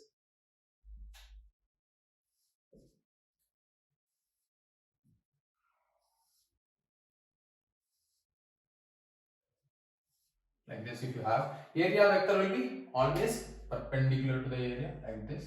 This is 90 degrees with the perpendicular to the area. So this is making what angle with the electric field? It is making theta. So area vector is making what angle with the field? Area vector is making theta with the field of this particular. Now here, this is for the case of for a particular defined shape. But here, if you take non-uniform surface, for non-uniform surface, for non-uniform surface, we can write it d phi, or I can write it as directly phi is equal to closed integral E bar dot ds bar, which is phi is equal to closed integral E ds cos theta, closed integral cos theta. See, this closed integral indicates that the surface of integration is a closed surface. This closed integral indicates what? The surface of the integration is a closed surface. SI unit of flux. What is the SI unit of flux? Newton meter square per coulomb, or you can also take it as volt meter. And remember, there is a small sign convention that you have to remember. If I take a cylindrical surface like this, and there are field lines entering this cylindrical surface and leaving this cylindrical surface. So the flux entering we take it as negative, the flux leaving we take it as a positive. Why? Because here this area is there through which the flux is entering. So the area vector of this one will be in this direction, which is n cap ds bar, and the field here is in this direction. So the theta is how much?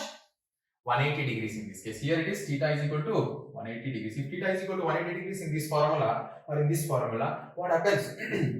We will get a flux negative. In this case, the area vector of this surface is in this direction, it is perpendicular to the area, and electric field is also in the same direction. So in this case, the angle here is theta is equal to 0 degrees. Hence, what we have? Flux is positive. And the next is what we will be discussing is the Gauss law. We will be discussing the Gauss law. And the numericals based on this flux concept related, such numericals are there of NCERT level. We are actually posting individual questions with solutions in our YouTube channel as well.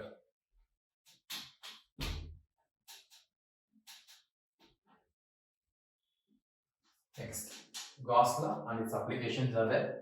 The last concept, Gauss law. So according to the Gauss law, the electric flux over a closed surface in vacuum will always be, for example, if you take we take a closed surface, sphere or a cylindrical closed surface. In this closed surface, if you take, what happens? The electric flux enclosed will always be equal to Q by epsilon. That is charge 1 by epsilon times the total charge enclosed. If I take total charge as capital Q, and the flux will be equal to Q by epsilon naught. So from this I can write as flux phi is equal to, which is Q by epsilon naught is equal to, I can write as closed integral E bar dot ds bar. This is the flux formula. So first you calculate the flux using this general formula in the numericals, and later what we do to calculate the charge enclosed by the surface, what we do, we equate it to Q by epsilon naught. You know what is epsilon? 8.854 into 10 to the power minus 12. On substituting that, we will get the answer. Now proof of Gauss law. Proof. So for this, I take a hollow sphere for the proof, and I take a positive charge at the center at O, and this radius is R. So what I take is, I take a unit, a small area which is ds bar at this outer edge. Now here, area vector of this one will be in this direction, n cap. Due to this positive charge, radially outward, because electric field due to a point charge is spherically symmetric. So what happens? This point have field which is again radially outward. So here theta is equal to how much? 0 degrees. So electric field at a distance r from the center due to this charge is E is equal to 1 by 4 pi epsilon naught into Q by r square into r cap. That is the field. Now d phi flux due to the small area of ds bar is equal to how much? We'll get E bar dot ds bar. So here I can take it as d phi is equal to E ds cos 0 degrees, because theta is equal to 0 degrees here. So next, from that I can get as d phi is equal to 1 by 4 pi epsilon naught into Q by r square into ds. So total flux due to this charge enclosed inside a sphere is total flux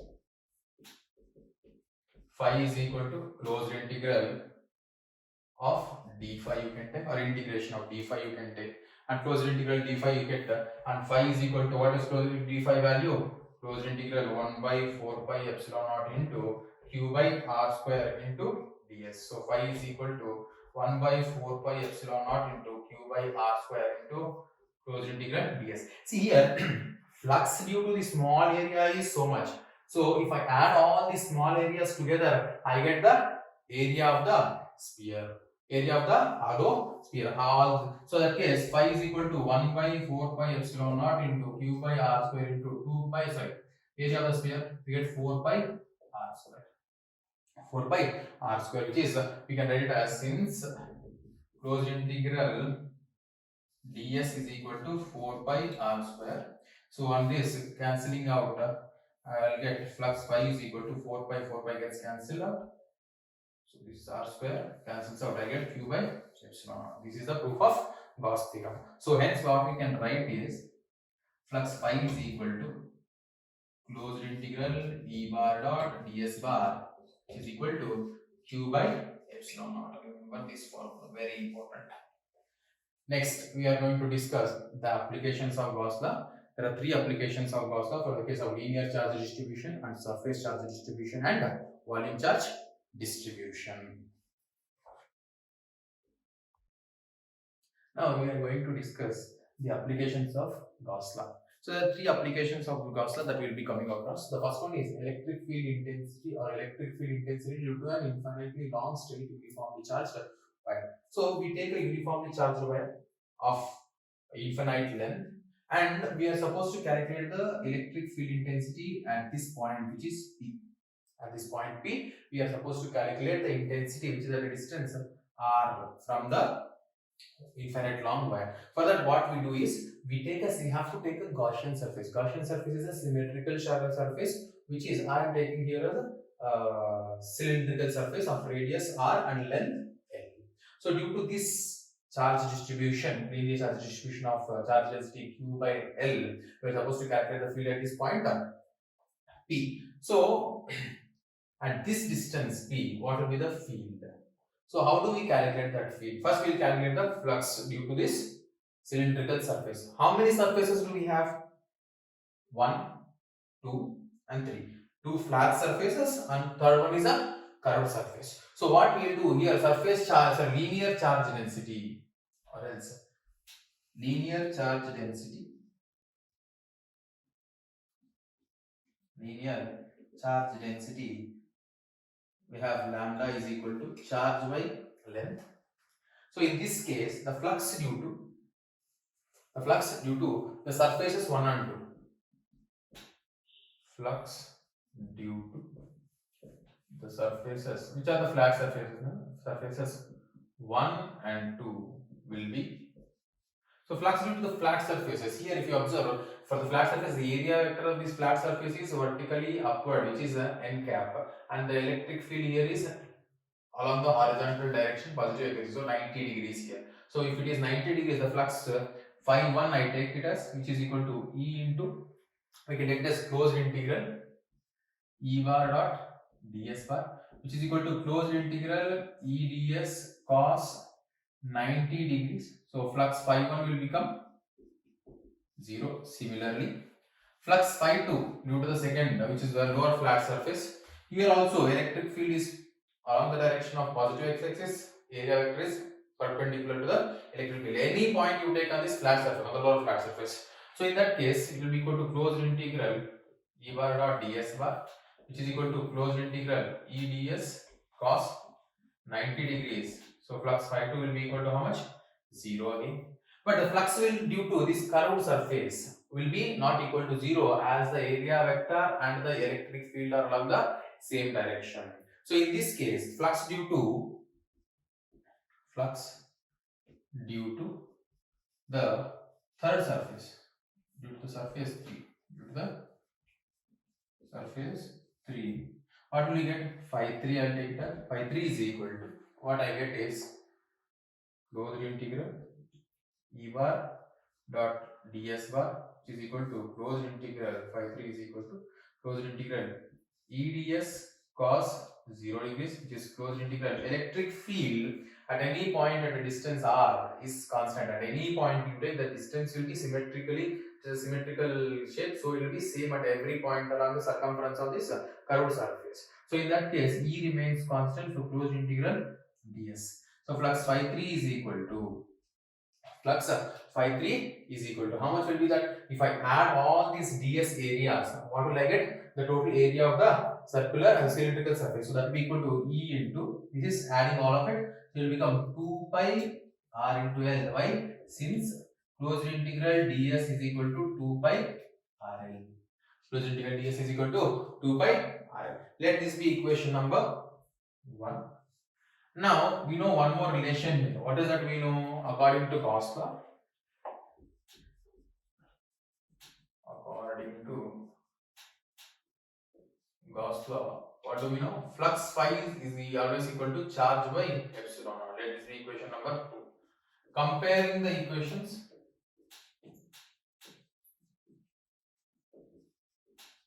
1 and 2, comma, we get. What do we get on comparing these equations? I get it as E is equal to into 2 pi RL is equal to Q by epsilon naught. E is equal to 1 by 2 pi epsilon naught into Q by R into L. Now if you take Q by L is linear charge density.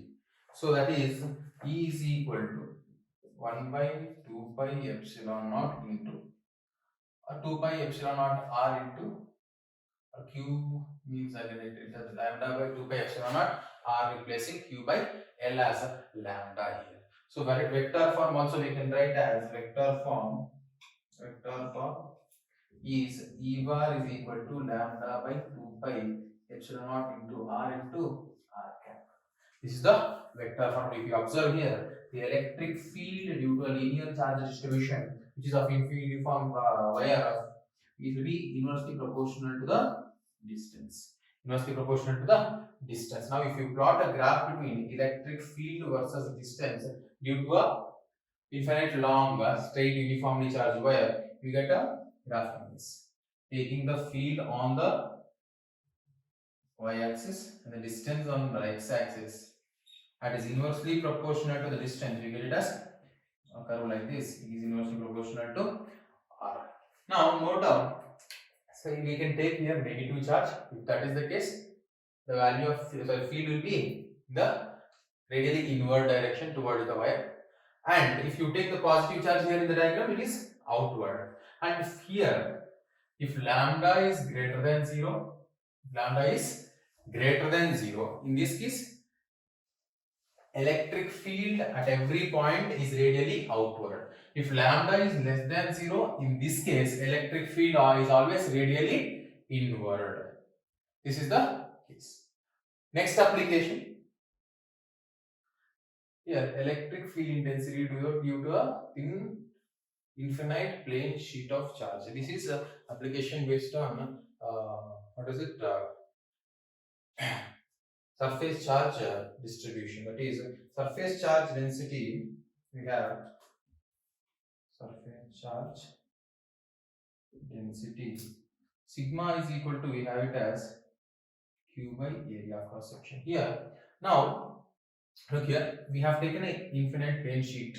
Here this is an infinite plane sheet of charge where charge distribution is Q by A, and here due to which I am taking a distance r from this is a vertical case like this. If I have a plane sheet like this, at this point I am supposed to calculate the field due to this plane sheet of charge. For that I have taken a point P which is at a distance r. So by using Gauss law, you need to take a symmetrical shape. So I will take here a symmetrical cylindrical shape again of radial length 2r, which is a symmetrical r here and r the left side same, and area of cross section as A.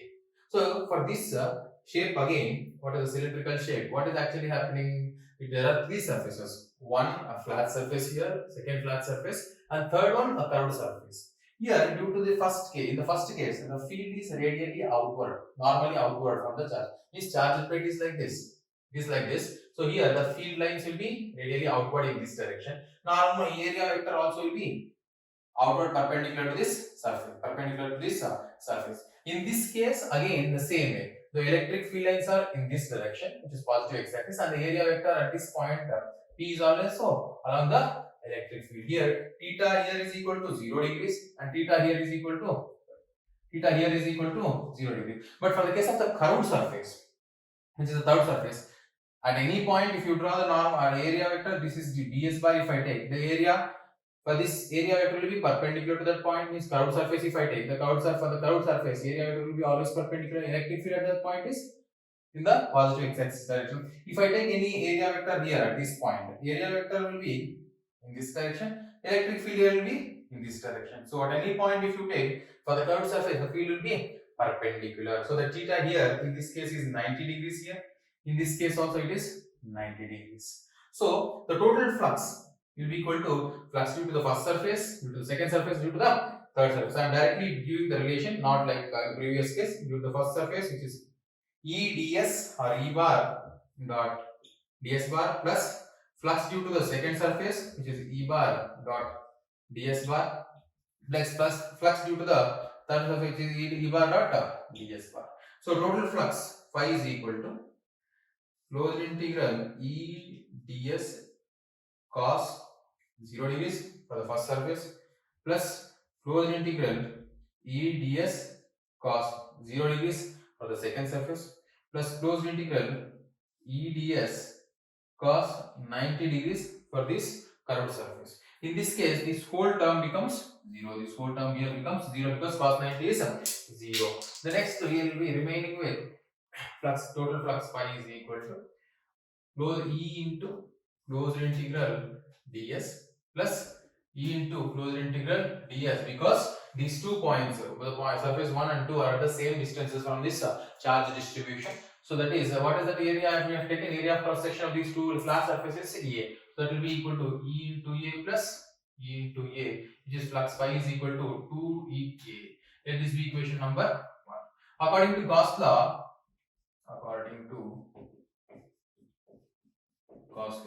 what do we have according to Gauss law? Flux phi is equal to Q by epsilon naught. Let this be equation number 2. Now equating from the equations 1 and 2. From the equations 1 and 2, come on, we get, what do we get from the equations 1 and 2? I can equate both of them. 2 into E into A is equal to Q by epsilon naught, which is, I am supposed to calculate the E value. So E is equal to Q by 2 epsilon naught into area of cross section. So Q by A we know, what is it? Sigma, surface charge density. So E is equal to sigma by 2 epsilon naught. E is equal to sigma by 2 epsilon naught. Vector form we can write it like this. The vector form is E bar is equal to sigma by 2 epsilon naught into n cap. Sigma by 2 epsilon naught into n cap. Here if you observe, E is independent of the distance. That means for field due to a surface charge distribution is independent of the distance.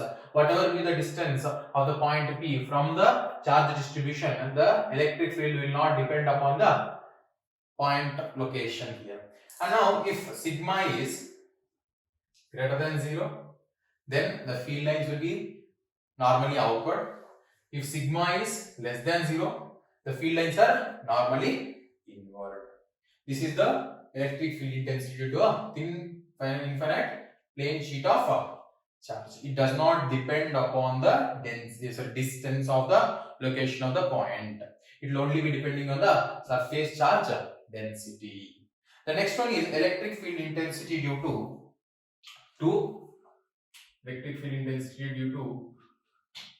this is an application. They can ask you. This is an application of this concept of surface charge distribution. If I have two thin plane sheets, how does the field vary?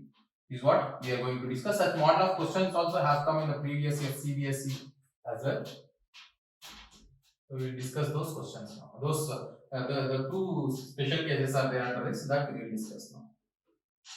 And electric field in the previous case, it is depending on the distance inversely proportional to R. In this case, it is independent of R due to two thin infinite plane sheets of charge or parallel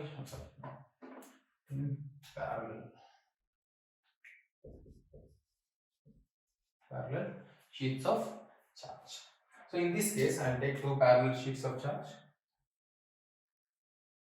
one and the second one. The first case is that in these two cases, the first case is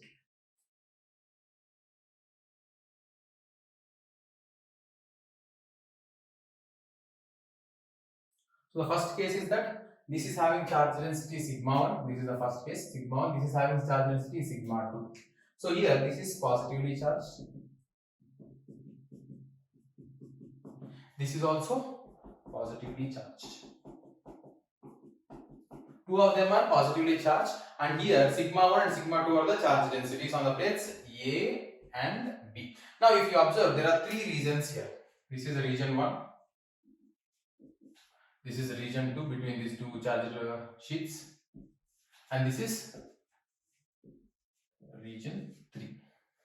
So in this case, what they are asking you is, what will be the field at any point in region 1, this is point A, at any point region B, sorry, already you are taking A and B, so this one take it as P, this is Q, and this is at this point what will be the field. So at the point P, which is located to the left of sigma A plate here, so the field will be due to 1 will be outward direction, which is E1, and due to 2 also will be in this direction, because here we are going to place a unit positive test charge. So positive charge plate, positive charge, it will be triple B. And in this case, due to the charge plate 1, it will be in this direction, which is E1.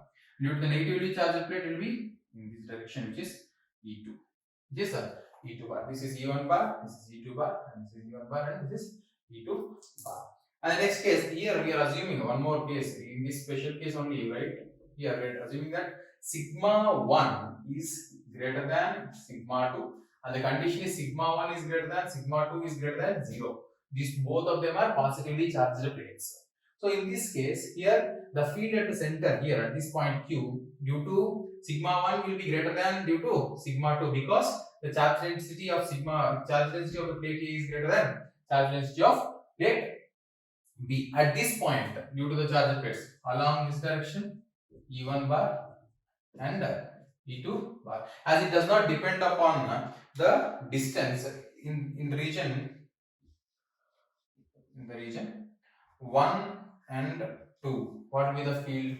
E will be equal to E1 plus E2, E1 plus E2, sorry, E1, not E1, 1 and 2, it will be 1 and 3, it will be E1 plus E2, so that will be E will be equal to, E1 is, we know, what is the field due to surface charge density? Sigma 1 by 2 epsilon naught plus sigma 2 by 2 epsilon naught, that will be E is equal to 1 by 2 epsilon naught into sigma 1 plus sigma 2. The surface charge density, sorry, the electric field at this point will be E is equal to 1 by 2 epsilon into sigma 1 plus sigma 2.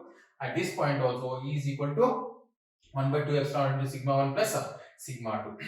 And at a point in here, in the region 2, what will be the field in the region 2 will be E is equal to, as E1 is greater, E1 minus E2, that will be equal to 1 by 2 epsilon naught into sigma 1 minus sigma 2. I directly wrote it instead of substituting the values. Right. If in case, under this condition, if is the first condition, if sigma 1 is equal to sigma 2 is equal to sigma, same charge density, then the field in the middle of these two plates is 0. This is second case. And the next case is the second case. In the second case, what we take is sigma 1 is equal to sigma will take, sigma 2 is equal to minus sigma will take. Sigma 1 is equal to sigma, and sigma 1 is equal to plus sigma, and sigma 2 is equal to minus sigma will take. So now under this, we don't have to consider this case. This is the second case. here region 1. In the region 1, if this is positive charge and this is negative charge density,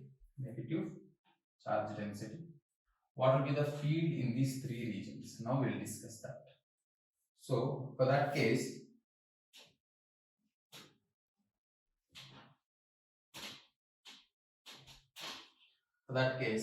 in the region here, in the region at point P. So at point P, here at this point, this is positively charged and this is negatively charged. So in this case, so due to the positively charged sheet, the electric field will be in this direction, E1 bar. Due to negatively charged sheet, it will be in the positive direction. At the same point at R, due to negatively charged, it will be E2 bar attracted, and due to positively charged plate, it will be E1 bar repelled. So as sigma 1 is equal to sigma 2, the field at this point E will be equal to 0, and here also will be E is equal to 0, because E1 and E2 will be equal in magnitude but opposite in direction, and the charge densities are same. In the first case, E is equal to, what will I get? E1 minus E2, which is equal to, E1 is sigma by 2 epsilon naught minus sigma by 2 epsilon, because E2 is due to negative charge, so it will be opposite direction. That I am taking here representation of the direction. One is in positive x-axis direction, the other one is negative x-axis direction. So the other way around also you can consider, or just simply take it as addition, but for due to negative charge you take it as a negative of sigma by 2 epsilon, so it will become 0. But in the region Q, in the region 2, what happens in the case of region 2? Here in the region 2, electric field due to positive charge is in this direction, which is E1 bar. Due to the negative charge also will be in the same direction, which is E2 bar.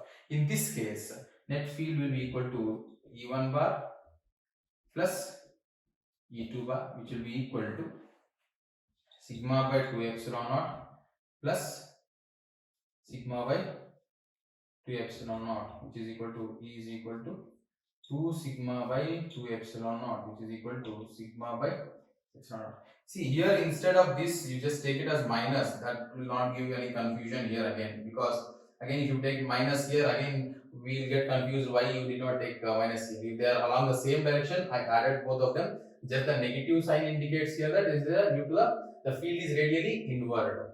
Due to positive sign indicates that the field is radially outward. That is the only difference. Don't get confused here.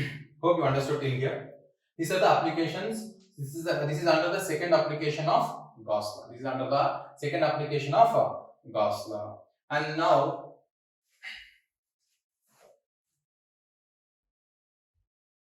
we discuss now the third application, electric field intensity due to a uniformly charged spherical shell. So this is a charged shell. This is a charged shell of radius capital R. And what I am supposed to calculate is I am supposed to calculate the field at this point P, which is at a distance small r from the center of the spherical shell. So the charge density is Q by A, surface charge density,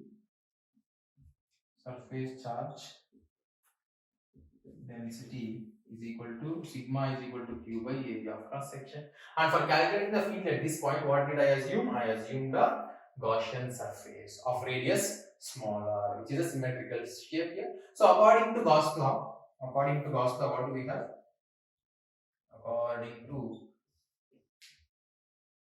Gauss law or Gauss theorem, we have phi is equal to Q by epsilon naught. That is the equation number 1. Now, from this, for the point P, what will be the field direction? Field will be radially outward, and area vector at this small ds area will be also along the direction of the area vector. So, theta will be equal to 0 degrees at any point you take, because here, in this case, a point outside the sphere, the field at anywhere on this Gaussian surface will be E only. It is spherically symmetric, so it will be the same. So, based on that, field due to the charge distribution. Sorry, flux, not the field. It is the flux. First, we will calculate the flux due to the charge distribution. which is flux phi is equal to closed integral E bar dot ds bar. E bar dot ds bar. So that is flux phi is equal to closed integral E ds cos 0 degrees. Flux phi is equal to E is constant, so E closed integral ds, which is E is equal to, sorry, flux phi is equal to, this is adding all these ds areas of the Gaussian surface, will get the area of the hollow sphere. So that will be 4 pi r square, where since closed integral ds is equal to 4 pi r square. So flux phi is equal to E into 4 pi r square, which is equation number 2. From equations 1 and 2, from the equations 1 and 2, we get, and comparing the equations 1 and 2, we get E into 4 pi r square is equal to q by epsilon naught.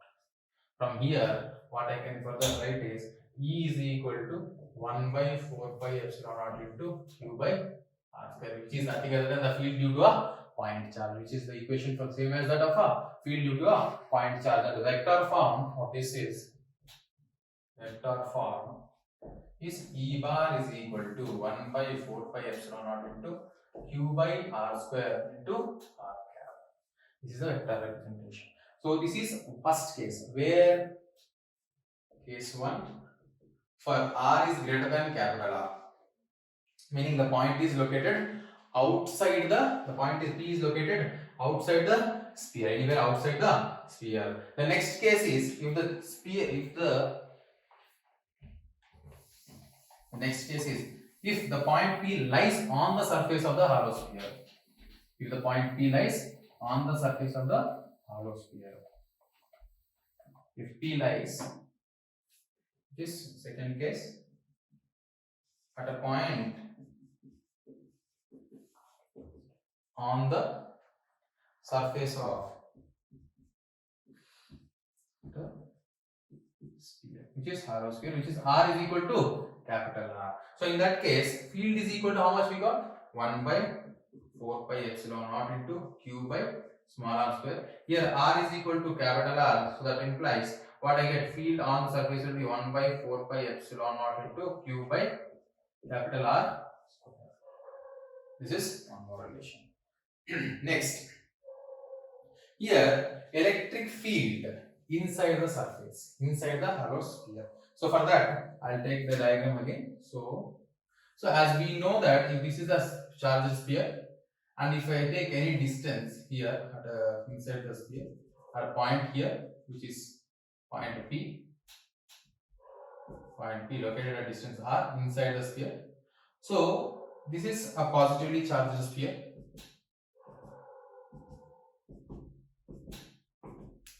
So due to which the field will be radially outward. So the point P is located inside the charged sphere. So as the charge enclosed inside is 0, charge here enclosed is 0, what we can say is electric field inside is also 0. So electric field inside the charged sphere will be 0 because the field inside charge is on the surface, which is not anywhere enclosed inside the surface. We can even write the relation also. The derivation also we can write. See, I'll give a small explanation on that as well. So, for example, if you take this as small r and this is capital R. So, the flux here is, if I consider the field, this is E bar and area vector in this direction. So, flux phi is equal to q by epsilon naught according to Gauss law. According to Gauss law, flux phi is equal to q by epsilon naught. And here, what do we have? Flux phi is equal to closed integral E bar dot ds bar. So that is equal to E into ds, closed integral ds. This is flux. This is equation number 2 you take. Now from these two equations, flux phi is equal to, from the above two equations, what I can write from the equations 1 and 2, we get. What will we get? Flux phi is equal to, we have q by epsilon naught. So E into closed integral ds is equal to q by epsilon naught. Closed integral ds means E into 4 pi small r square is equal to q by epsilon naught. Here, in this case, q by epsilon naught. In this case, The charge inside this Gaussian surface is how much? The charge enclosed by the Gaussian surface is how much? Q is equal to 0. Hence E is equal to 0 is what we will get. So electric field inside, anywhere inside the charged sphere is always 0, as is there is no charge enclosed by the Gaussian surface. And now we will draw a graph for the electric field versus distance for the case of a hollow sphere. A graph relating electric field and distance. How does the field vary with respect to the distance? So for that, the graph electric field versus distance. So for that, I take a graph like this. Along x-axis it is the distance, along y-axis it is the field. So I am talking about a hollow sphere. I am just going to take a reference diagram here. A hollow sphere of a particular radius, which is capital R. So electric field is on the y-axis. So now, as we know, inside the field, inside the sphere, there is no field, no charge enclosed. So electric field E is equal to 0 for the case inside. So it will be 0 as straight line. On the surface, it is maximum, which is this is E small r is equal to capital R. This is small r less than capital R, that is inside. And here, from here, it will be from the surface, it goes on decreasing gradually. The relation E is inversely proportional to square of the distance. So this is the graph that we get for the case of a hollow sphere. The electric field intensity due to a hollow sphere. Hope you enjoyed the class. And the notes for this chapter, we will be sharing it on our Telegram channel. The link will be provided in the description. And also, we will be doing one-shot videos on every particular chapter of 12th grade. Please do like, share and subscribe our channel for more videos. Thank you. Namaste.